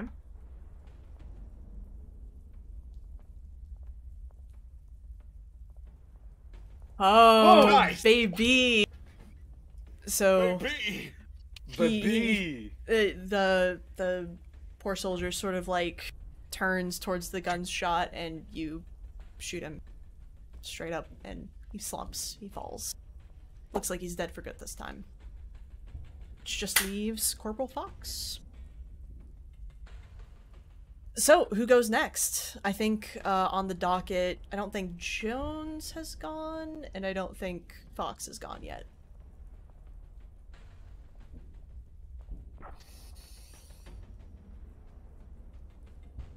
I don't really want to let Fox go because he's a toughie. Groves takes a look over at they're all his superior officers. Jones, for a moment. How does Jones look right now? He's kind of settled into his combat mentality. He's let go of the fact that it's like, oh, this is the same kind of stuff I saw in the gas, and he's like, no, we're fighting now, and he seems pretty solid right now. He's kind of gotten his wits about him. Yeah. All right, let's give it to Jones. Oh boy. So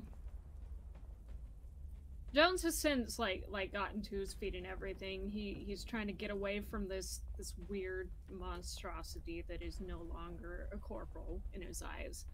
He takes out his gun and tries to shoot the mofo right in the head. Okay, you're gonna have to meet a success number of 4. Oh boy. And this is for... And you'd be rolling ranged. So you have training and you have a die. So you have 1 die to roll and then 4 to play with. Okay. I'm gonna roll 3. No. Yeah, 3 additional dice, because I gotta meet a 4, right? Correct. Gross. You can always reroll them all, and don't forget you can spend cards as well.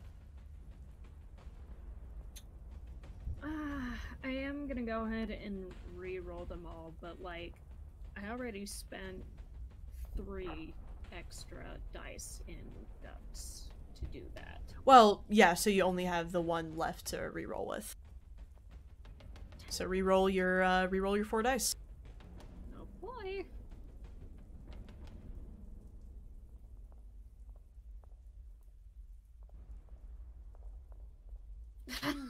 Oh, unfortunate. Are you kidding me? It's just one of those games. Which Man. means that I think Fox goes next. I mean, the first episode went pretty well, so of course this one has to go bad. We're Yep. doing a slap fight. I Exactly. have to reiterate myself from earlier, because it's ringing in the back of Grove's mind again. Yep, here it is. Yep, we're gonna die. Yep. All right. Good. Sorry. Let's see. 4 of you? 2. Oh no. Okay. Yeah. We are going to try and Fox is going to try and make a special attack called Jagged Implement. It has to be a target number equal to the number of enemies they face, which is 4. So, got to be 4 successes. He's got 2 that he can roll, and then 3 to play around with. So we're gonna roll 4 guts since that's what is going on. So, ooh, unfortunate. You know, he's gonna spend his last point to re-roll the 3, the 1, and the 4.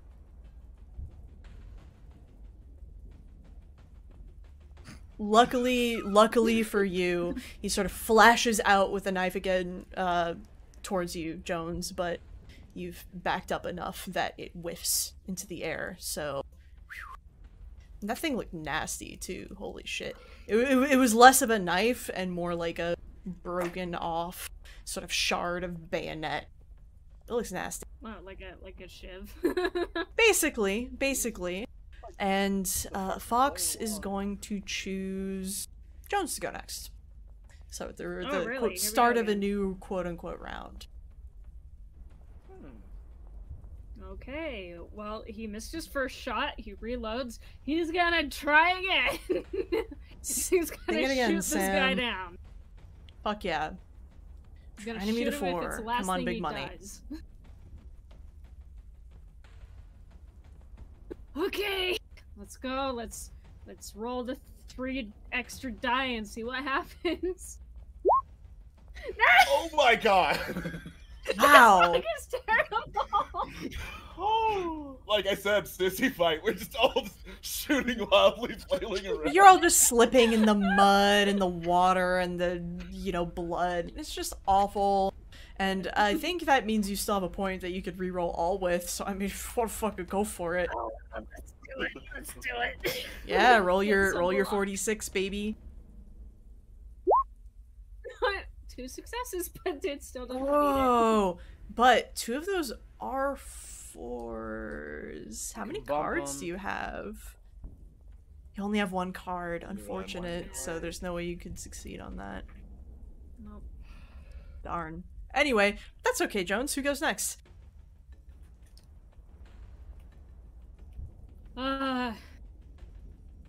So he's gonna lean over and go.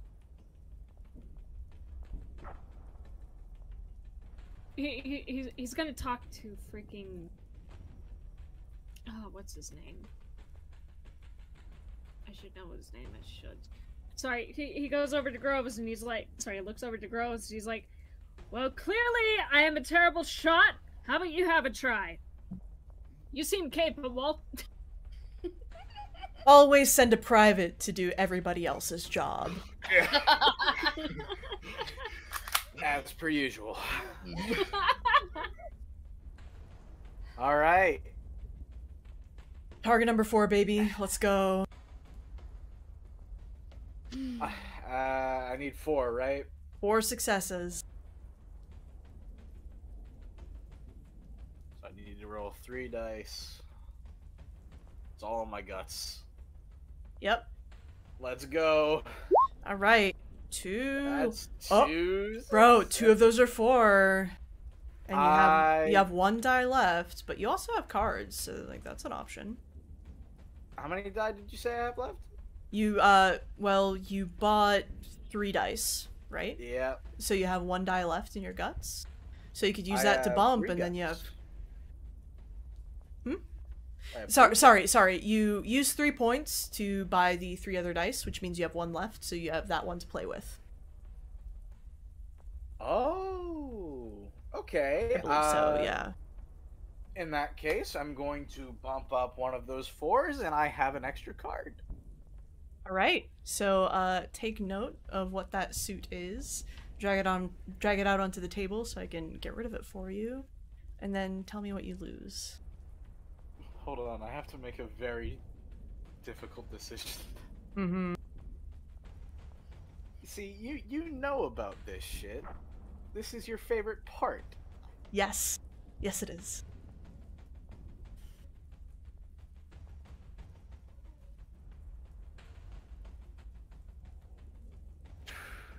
All right. What do you lose when it comes to yourself, your ambitions, your hopes, your thoughts, your dreams? What leaves? So, there's that little tiny voice that talks to you in the back of your head whenever red comes on and you fall back into basic instincts. It's that little tiny angel that sits on your shoulder and goes, you need to slow down. You need to stop. This is your ally. And he pulls the trigger. Right. And that was a rifle shot, right? Oh, Most rifle likely. or pistol. It does 2 damage either way, so congratulations. Now the target number is only a 2 to hit. Who goes next?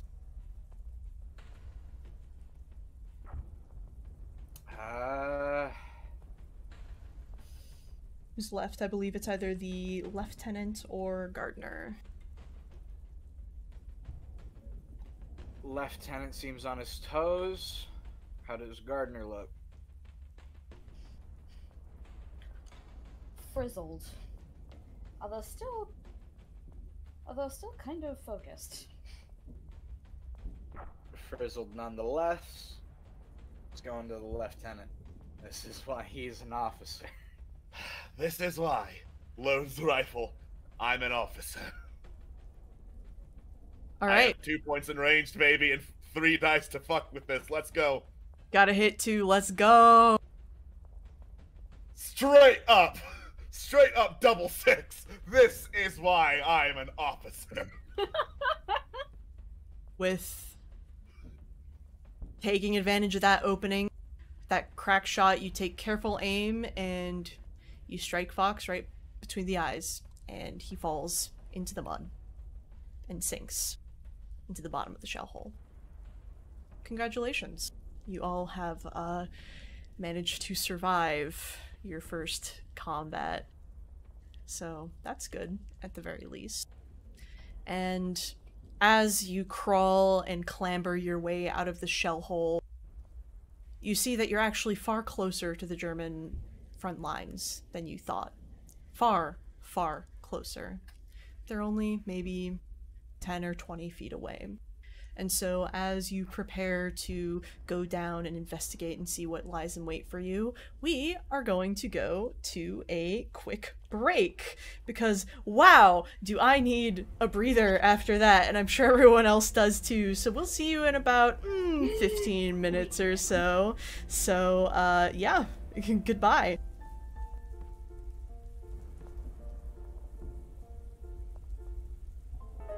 Hi everyone. We are back, and we are gonna have a good time as we left our motley crew of, I guess I'd call them protagonists, right at the edge of the German lines after having defeated someone who used to be on their side. So, here we are, and before you, not 20 feet in front of you, is indeed the German front line. Go off. No, made it. So does nobody want to talk about what the fuck just happened? Do you want to talk about what just happened? A 'Cause I little don't want to bit. talk about what just happened. Ever so slightly. I just shot a man who didn't have a hand. Yes, and? I don't think that was a man. Let's just be honest here. That makes it worse. Less than a man at this point. Corporal Jones seems kind of tight-jawed because after the whole combat, you know, fight or flight response, he's coming down from the adrenaline a little bit, and then he's just thinking back to like stuff that had happened when he went and experienced some of what happened with the Somme. And he kind of looks over at everybody else and he goes, "What do you think the chances are that my troop ended up like that?" Hi. Fuck. And then he just like kicks at the ground a little bit, like some shell casings, and he takes a deep breath. He's like, "Well, we going or what?" Hold on. And Groves takes out his pack of cigarettes that he still has on hand. Anyone? I Could want to use get one. one. Cheers, Private. I'm good. Are you sure? Yeah, All right. don't want to try it. Never have. You know what? That's fair. Stronger than the rest of us, then.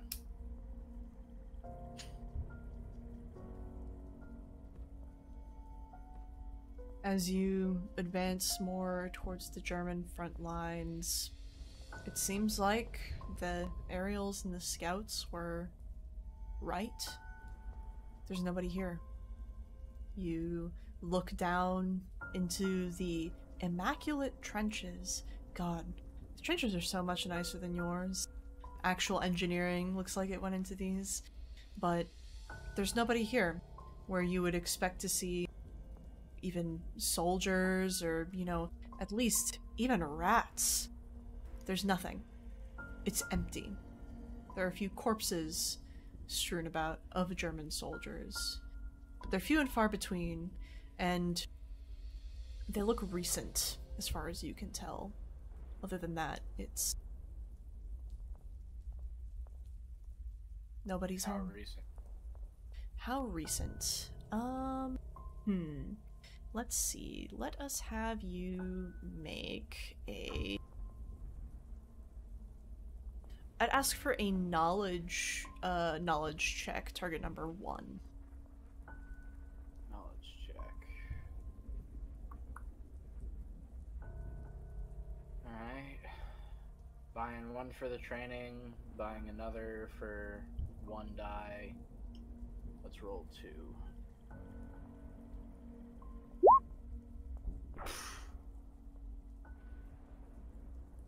I can't bump that. Unfortunate. I don't think, right? No, I can't bump that. Any indication what killed them? Any wounds on him or something like that? That's actually a pretty interesting question. They look like they've been definitely killed in different ways. And you, Lieutenant, have seen more than your fair share of battlefield injuries, so I will tell you this. They don't look like they've been hit by shrapnel. They don't look like they've been hit by bullets or explosions. It's actually very bizarre. A lot of them have had their throats slit. This isn't something that usually happens. This isn't usually how people die out here.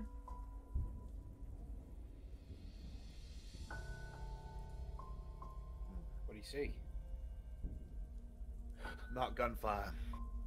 Whatever did this had to have gotten in close, best my guess. You don't. Elaborate? The private, he kind of takes a step closer, kind of leaning in, just doing his best to quietly say this to the lieutenant, but it's easily audible to everybody else. The concern on this poor lad is just clear as day. You don't think the toll thing or anything like that, do you? It is not out of the realm of possibility, Private. Way I figure, I very much doubt this was just a man. If it was, there'd be less corpses, and far more of them, far more of the Bosch, shooting us down. Whatever did this made them pack up and go back. Then shouldn't we?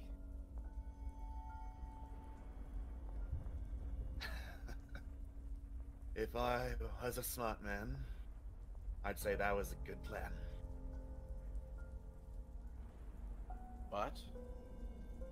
But High Command will have my ass. Sure, I have something to go on. Yep, they did indeed go back. Couple of dead ones, throats slit. What did this? I don't know. Probably not a dude.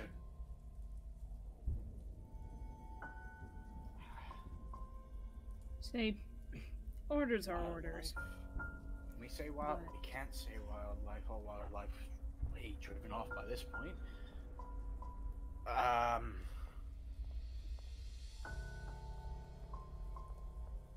They're gonna ask that, aren't they? What drove them off? We do have to.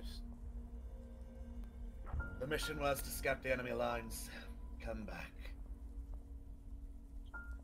Well, we're doing So- first that. theoretically, we have scouted the enemy lines. We have found the enemy is dead. And we have suspicions, if not evidence.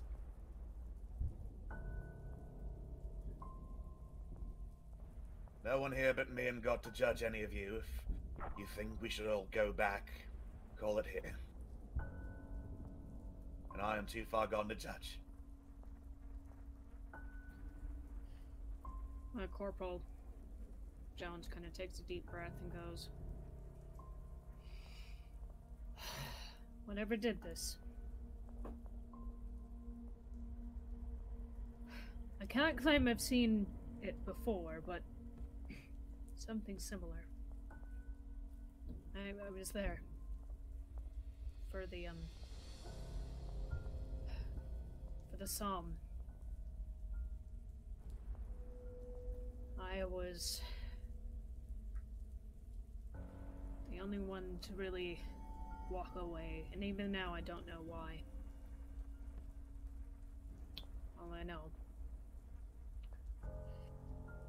is that this is unnatural. God be my witness, if I didn't know at least some of what it was that took away my boys. Won't judge you if you go back, but I might as well get some info to bring back as well. If the enemy is dead, we might as well take advantage of it.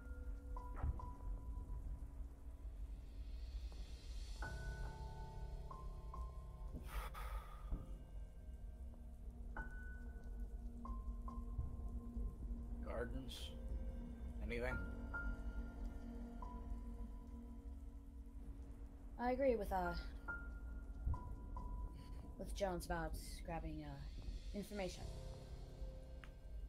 Although trying to see what else might be in here.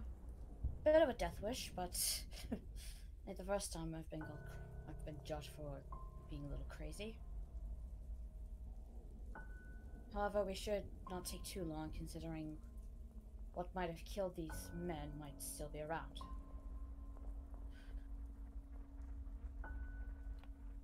Right.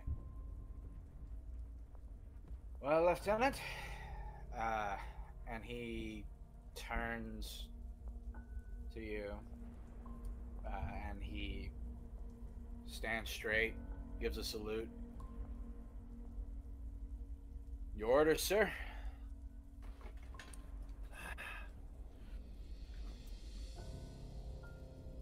Force the size of the brush would not have been able to cover every single trace of where they've gone, or if there was a struggle, what that would be. We look until we find any more evidence as to what did this. Once we have a stronger idea, pack shit, head back across no man's land, get stinking drunk. Sir, yes, sir. Alright. So, standing orders are to search through the remains of the German trenches and try to find evidence of what could have run them off. So, we're gonna do something a little different. We're gonna have a challenge roll, which means everyone gets to participate, and I'm gonna say this is going to be a target number of... Look over. We're gonna say it's a target number of 5 for smarts, and everyone can contribute as long as the unit as a whole gets 5 successes in smarts. Things go. Alright. There's no consequence for just rolling all of it? No. You go, yeah, you go right ahead. Do whatever Heard you that. so choose. So we got 1.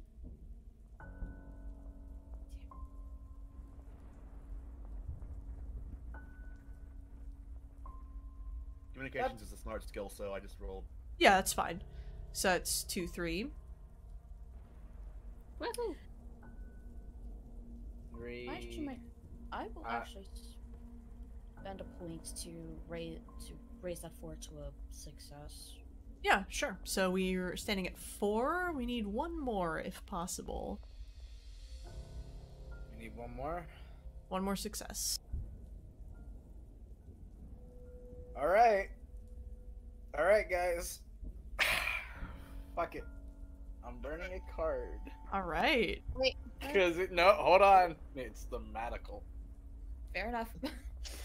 All right. Let's do this. So, tell me, Private First Class Marcus Groves, what is it that you give up in terms of your relationships, your connections with other people, your emotions, those you care about? And mind you, it's an ace, so aces are high.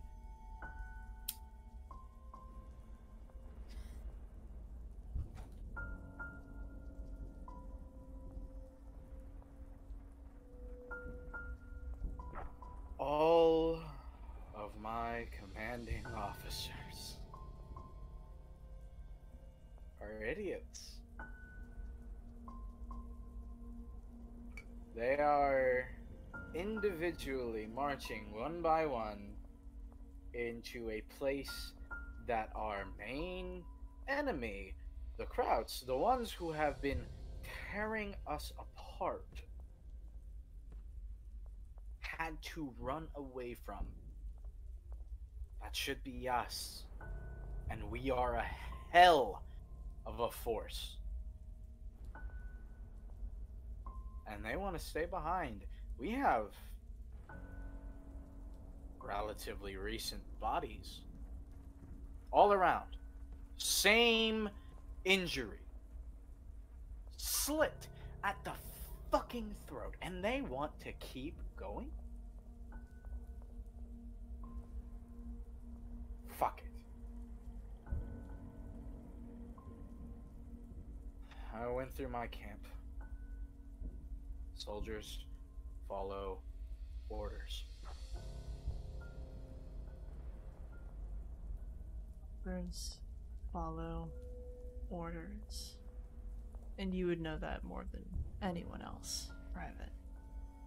So, with a lot of you, with that sacrifice bringing a success, search through the trenches, and even though the signposts of, I mean, they're probably roads, that's what you name your trenches at least, they're all in German, but it's close enough that you can manage to pick your way through, you can follow wires, you can sort of make your way towards what seems like a place of importance.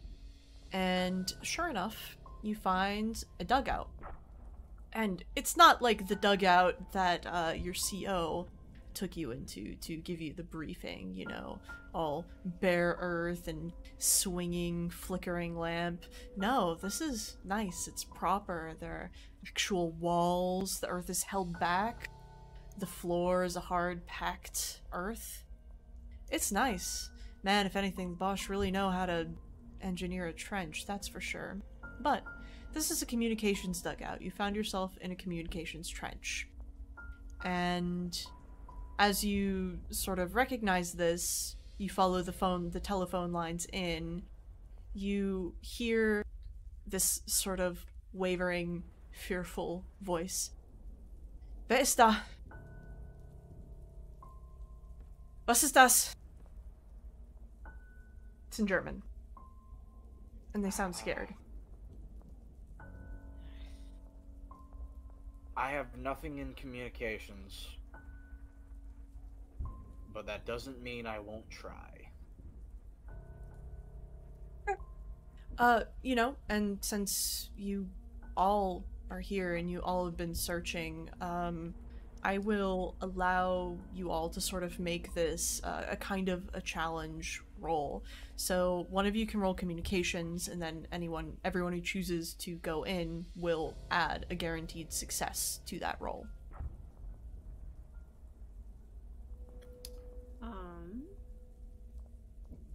Jones has some communications training, so he Alright. might be able to pick up a little bit of the German. I have the Caleb Reynolds has the bare minimum communications training.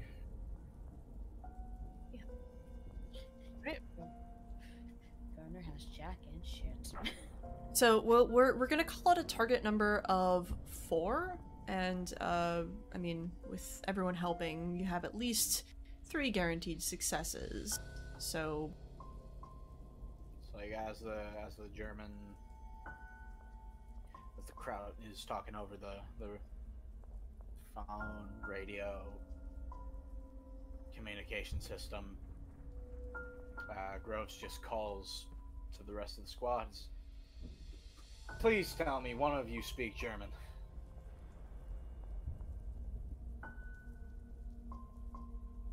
Ich spreche kleine Deutsch.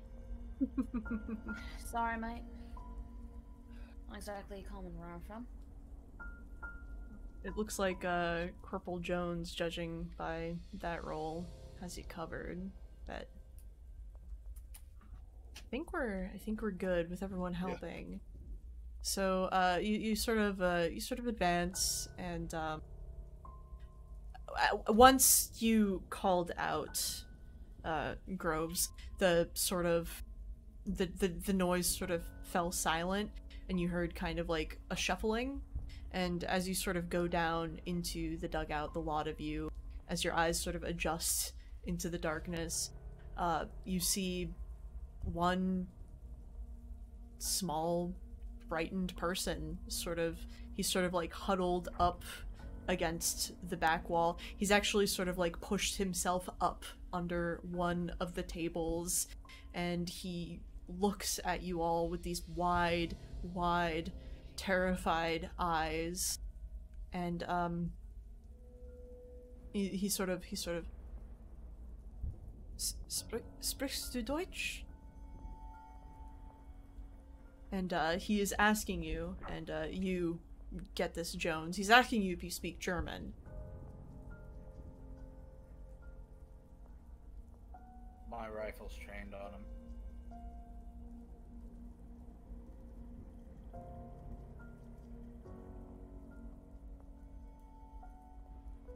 You are quiet. Carl, we're not getting anything. I forgot I'm push to talk, my bad. So he just kinda nods, like very slowly, and then like he'll hold up his finger and do a little bit, and just he looks over to Reynolds, who's like, you know, a little bit more than I do.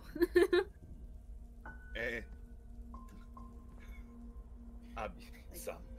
You don't have to speak in German. Just say what you say. Yeah.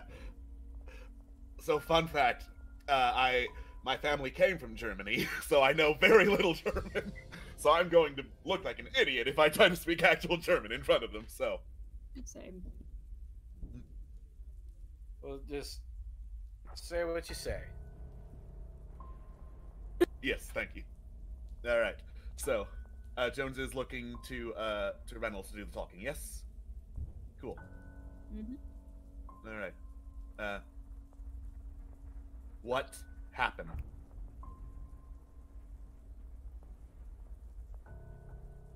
It sort of takes a moment for your words to sort of reach him, and he sort of, du bist English. Right. It is and he sort of looks to Private Groves.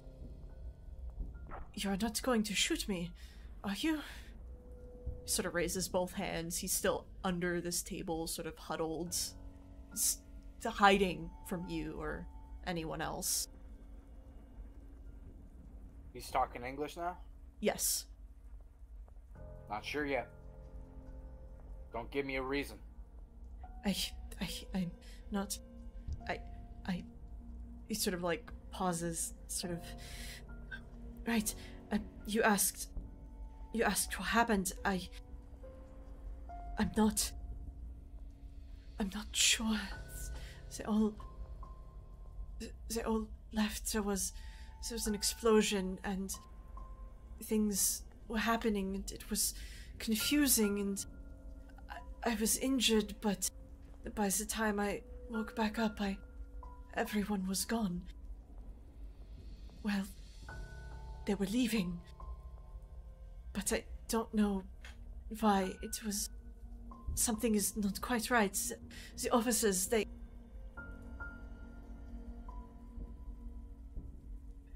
Please don't shoot me. Please. I don't have anything. I will tell you everything you need to know. Please, do not shoot me.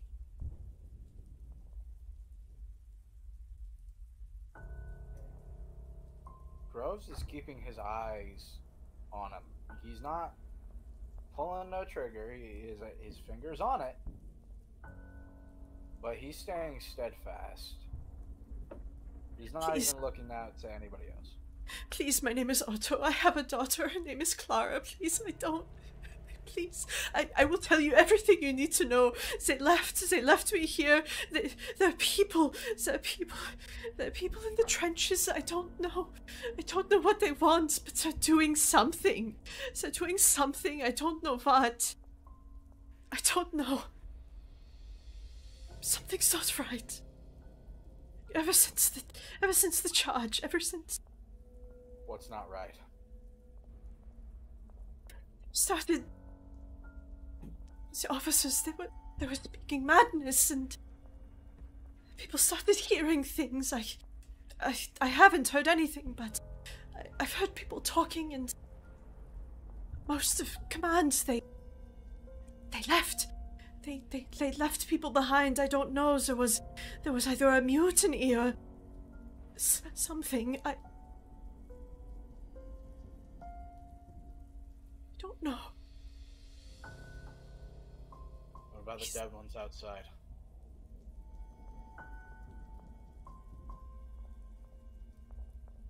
Sorry, what? They all have the same injury. Why? Slit throat. What happened? See, it was before the orders came down. Something happened in the middle of the night. All the sentries, everything. People came up to relieve them the next morning, and they were dead. But there was scratched in the walls of the trench, in the mud, the symbols, something. I don't know why. I don't know who, but I think that is maybe why there was a retreat. Something happened. Some force, maybe. I don't know. We got a sign to come out here, and then we starting to hear rumors about a tall thing lurking in your trenches. You don't know a Have you seen goddamn thing it? about it. Have you? Seen its shadow? I was with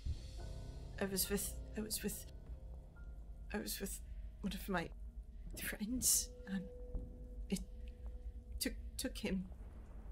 I've been hiding here ever since. I don't dare go outside. It ate him whole. Just like a stalk. Like some kind of heron plucking a fish from a pond.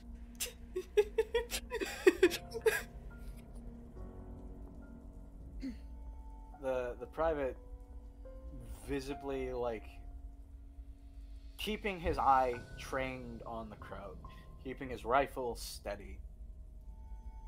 To anyone paying attention, he gulps. He's... For once, he glances toward everyone else.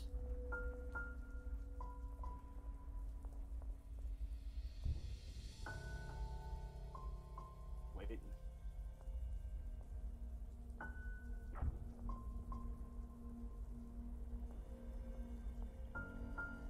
think we've had enough.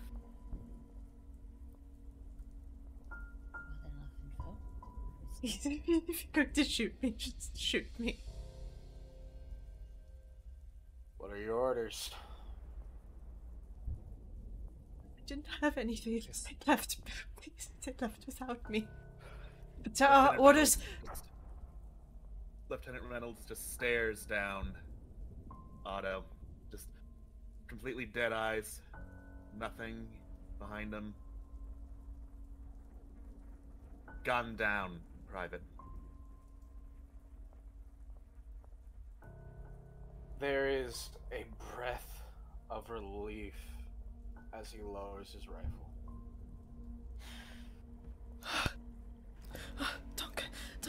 Don't. No, I will tell you everything that they left behind. And he sort of slowly gets out from under the table and sort of starts rifling through some of the letters and notes that were left, telegrams, missives, and he sort of moves some of them to the side. It looks like he's sorting through them, and he sort of taps at them. These are the most recent ones that came through. They say, and Otto sort of looks up at everyone. And some of you speak a little German, but they say to retreat. They say to retreat temporarily, and they say that to keep it as secret as possible, and they say to train the artillery on the lines to clear out the traitors. The mutineers. I don't know when. They didn't leave any dates. They didn't leave any times. I don't even know what day it is, but... Then we need to get the fuck out of here. Take me with you. Please. I surrender. I don't have anything. And, you know, he sort of keeps his hands up, but, you know, he has his belts, he has, you know, his pouches, his kit, but it doesn't look like he has anything in terms of a firearm. He has a knife, but it's not... everyone has a knife, you know? Yeah. Well, congratulations, Otto. You are now a prisoner of the Royal Army of Her Majesty the Queen. Okay, yes.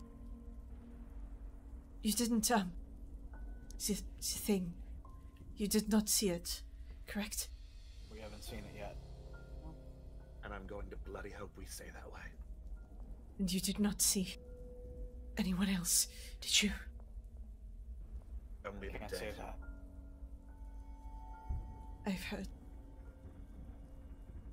I've heard chanting. That is why I have been hiding. I've seen fire and I've heard chanting, but I was scared. What direction? Chanting, you say? Yes, it was in... I did not understand. It was in... Not English, not German. It was... not sure. It was towards the... He sort of points towards a direction. He points towards the south. It was that way and back a little away from the front trenches. Maybe it was Latin, I don't. Better get out of here then. Like, if there's chancing around, then this is still nowhere near safe.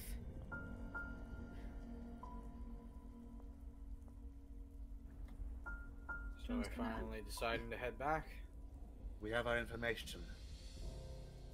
Yeah, we whatever do. this Information. I think we're more than ready to go back.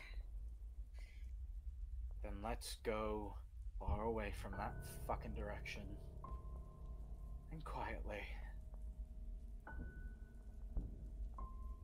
Yes, Stone's yes. kinda nods. If you need anything else, I can just maybe I could find something. Just let me know.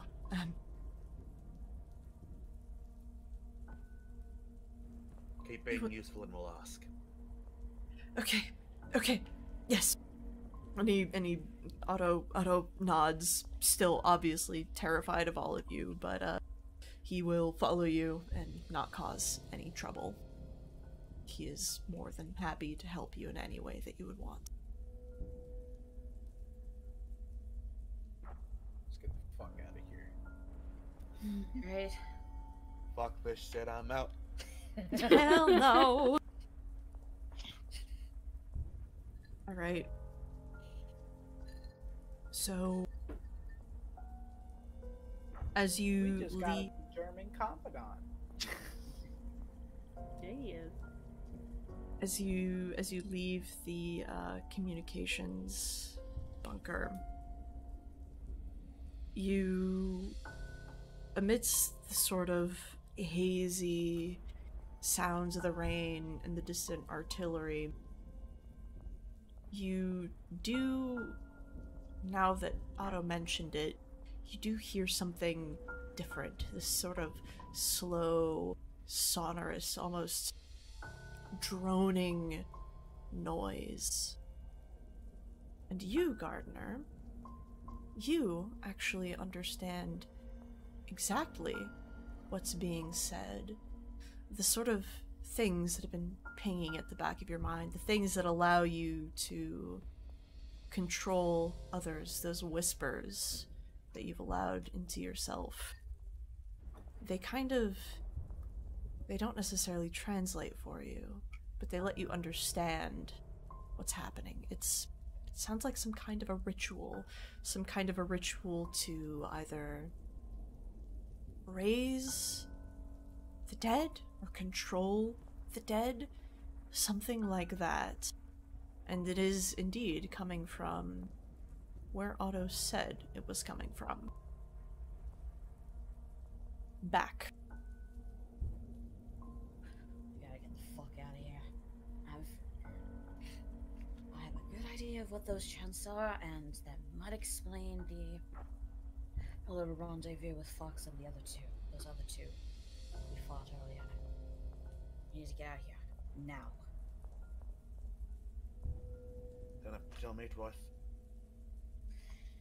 After that,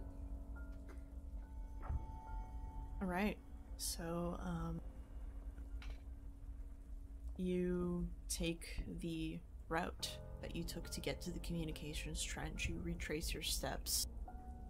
You follow the wires, you follow the sandbags, and as you go to sort of climb the last ladder to get back to the barbed wire, to get back to no man's land, you all see it highlighted on the horizon, well, against the horizon rather.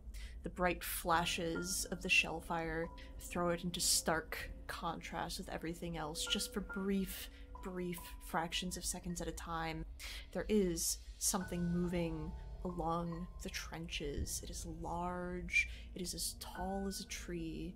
It looks like it has 4 legs, and it is striding through, and it turns slightly, and the head is massive. It almost looks like it has a massive beak, this sort of sharp mouth.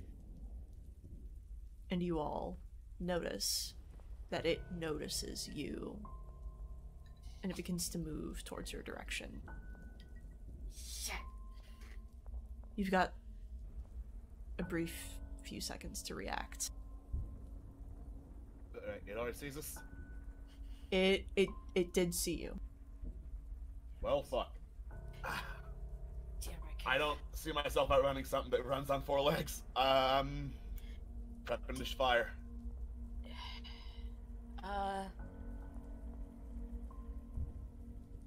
Shit. How sturdy does it look? It's large. It's probably Like, the body of it is about the size of an automobile. And it is on these, like, long, almost stilt-like legs. Does it look like it's moving well on those legs? Decent enough, yes. It looks like it's almost straddling the trenches with it. With its legs. One set on either side. Straddling the trenches? Yeah. As in above them? Yeah. As in, if we were to book it inside, there's a chance we might escape it. Maybe. Because it would be too big to enter any underground tunnels. From what you can tell, reasonably so, yes.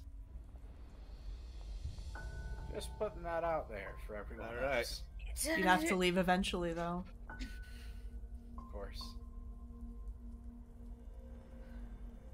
Time to be some good old running and hiding. Let's book it. Let's go. Operation GTFO. Operation Get the Fuck Out. Alright, excellent. So, I want a... let me double check some stats here real quick to see what I want you to roll. I want everyone... This is a challenge roll, but it's slightly different. Sometimes you all pool together rolls, sometimes everyone in a unit must succeed a roll. I want everyone to roll a stealth check. Target number 2 successes. Okay. Alright. Let's go all in. And, fuck that, gonna re-roll that. alright. Just Nice. Fuck that, gonna re-roll that. You said we all need to roll 2 successes? Correct. Alright, 1 for the training, Alright. 1 for 1 die, 2 for another die, that's 3. Right. So we're rolling 2 die real quick. I'm gonna save the first one. Oh. Alright. Okay, so Well, Otto rolls his and he's good. Yeah. Yeah, he's so I am good. 1 away and I have a card. do it. Yeah, but we all need to roll 2. Yeah, that would make me roll a 2. I'm gonna tell you right now, homie. Even if I try to re-roll, it's not gonna matter. I will say the more of you that succeed, the better it will be. Okay. In that case, I think you're going to love this. Uh-oh. Oh. I do Oh, no. indeed love that. Uh-oh. So, that is a wild card, is it not? Actually, it's the Black That is Joker, since it's gonna The be Black Joker. Oh. discarded anyway. So what that means is, well, I believe that means you have to draw for a corruption chance. So draw a card, DM me if it's red or black.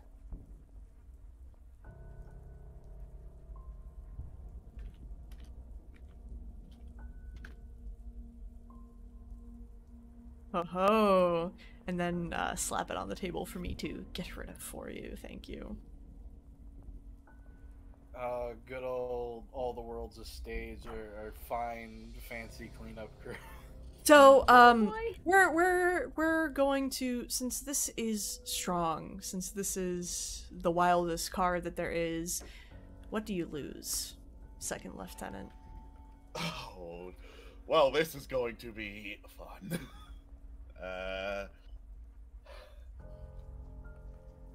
You know, somewhere in the back of my mind, there's the idea that, hey, there's a giant thing that's straddling a trench out there, that apparently ate some Germans. This isn't normal. None of this has been normal since the back of the Somme. And that sense, what are you talking about, Lieutenant Reynolds? This is the new normal. This is just how life's gonna be, even when you get out of the front. You're not gonna get used to being comfortable back home. You're not comfortable here. You're not comfortable anywhere. You're not comfortable anywhere unless you know the world is fucked and there are monsters out to get you. Right, Lieutenant Reynolds. What is there that's left for you? Because this is already hell on Earth. There are already monsters and demons that roam this place. It's only a matter of time until they spill out beyond these battlefields, and everyone else has to deal with these. Some escape you found in the army, huh? Poor guy. Holy fuck. Alright. Thank you for the card. So you all do your best to make it through. And Gardner, did you want to make any modifiers to your rolls there? Or do you have the ability to? Nope. Okay. The majority of you still managed to make those successes, so it's dodgy, and you see this thing stalking towards you, and it does indeed stride almost as Otto described it, like a heron or a crane, like some water bird, kind of looking down and as if it's going to pluck fish from a pond. But at the very last moment, it turns. It turns towards the back. It turns towards the south and towards the chanting that you noticed, Gardner. And it looks as though it veers off away from you and towards easier prey. And as you hide in the shadows of the walls of the trenches and then make your way into no man's land, you hear the droning and the chanting stop abruptly, and you hear one short, sharp scream, and then silence. And then the thing, you see its silhouette move farther and farther back until it's almost indistinguishable from the shattered tree stumps. And then it is gone, and you are left alone to traverse no man's land back towards the trenches.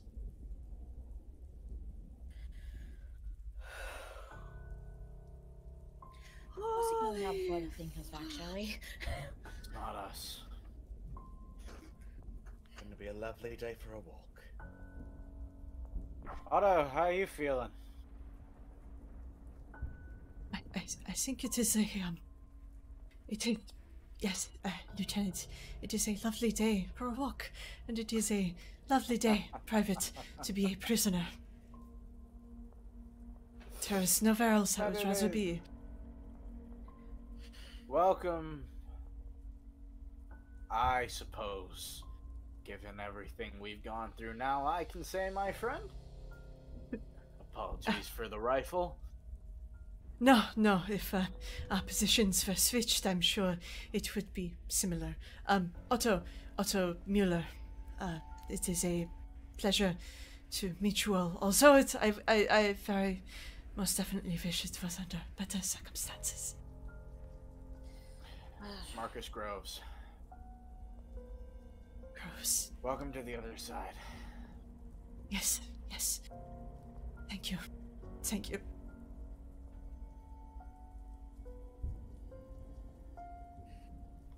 Corporal Jones isn't saying anything.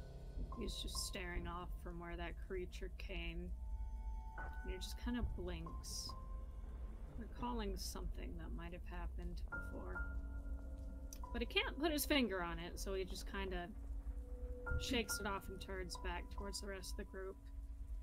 So, shall we take a walk? I think a run might be better, but yeah, Come on then, mates. What are we waiting for? Sir, yes, sir. Yes, sir. Aye, sir. Right? And without too much more resistance, having already made it across one way, you manage to make your way back across no man's land and back towards the, I suppose what you would call, relative safety of your home trenches. And I think with your delivery of that information to your commanding officer, I think that's a good place to call it in terms of this mission. Congratulations, soldiers. You succeeded. Somehow. And I think some decorations are in order before we go to our BRB. So for defeating both the disfigured and the the unfallen, the disfigured being Corporal Fox and the unfallen being the dead soldiers, you all, as a unit, you get to draw 2 cards and then distribute them amongst yourselves. So speak amongst yourselves and decide who gets a card, and you get 2 of them. Okay. All right. I'm gonna go ahead and put my hand in the ring here and say that the lieutenant, out of all of us, definitely fucking deserves a card. Oh yeah. Thank you very much. I will take one. Private, for being the new face and the voice of reason, I will also put forward. You can go ahead and get a card too. I would like to nominate that for you. I totally agree with both of those, my Yeah. man. Thank All you. right. Holy crap! Now, as for completing the mission, as your decoration for doing so, each of you gets to draw a card. So, congrats on that. And then, once more, 2 additional cards are then divided amongst the rest of you. So, you get to decide once more who gets 1 more card on top of that, so. Well, I've already got Gosh. one, so not me.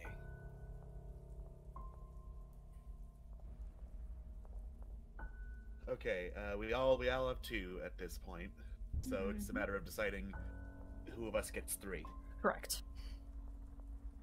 Who's gonna use 3 better? Now, I will say this, in the sense that we already know that a corporal up here, well, up here in my perspective,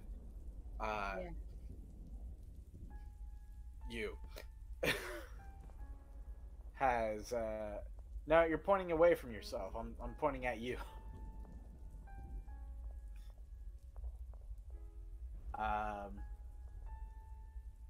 Our corporal here has magic on their side, and being able to willingly burn an extra success,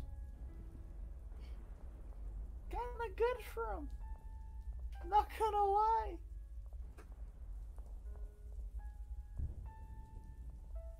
Any dissent as to Lance Corporal Gardner getting an additional card then? By all means. I have no objections. Take 1, and then there is 1 more then Alright. Take to the distribute. Man, I'm trying to think over what we just like went through. I almost want to give another one to Groves, if only because he took out 2 undead. He did not. Wait, what? Reynolds That would did. be the lieutenant. Oh, Lieutenant Reynolds did. my bad. I Far mixed them away. up, sorry. But if we are putting Far kill away from count the- onto the mix, I mean MVP. Yeah. I do shoot good. You should I'll should- say, like, because my original advocation was for being the superior officer who actually made the decisions. But that is to say that he was technically kind of everyone's superior officer. So, that being said, if we're going by COD rules now, MVP, play of the game, give the man an extra card. All right. I would not object. I hear no I dissent, so... Give him that fucking card, y'all. Give him that fucking card. He deserves it. He deserved it.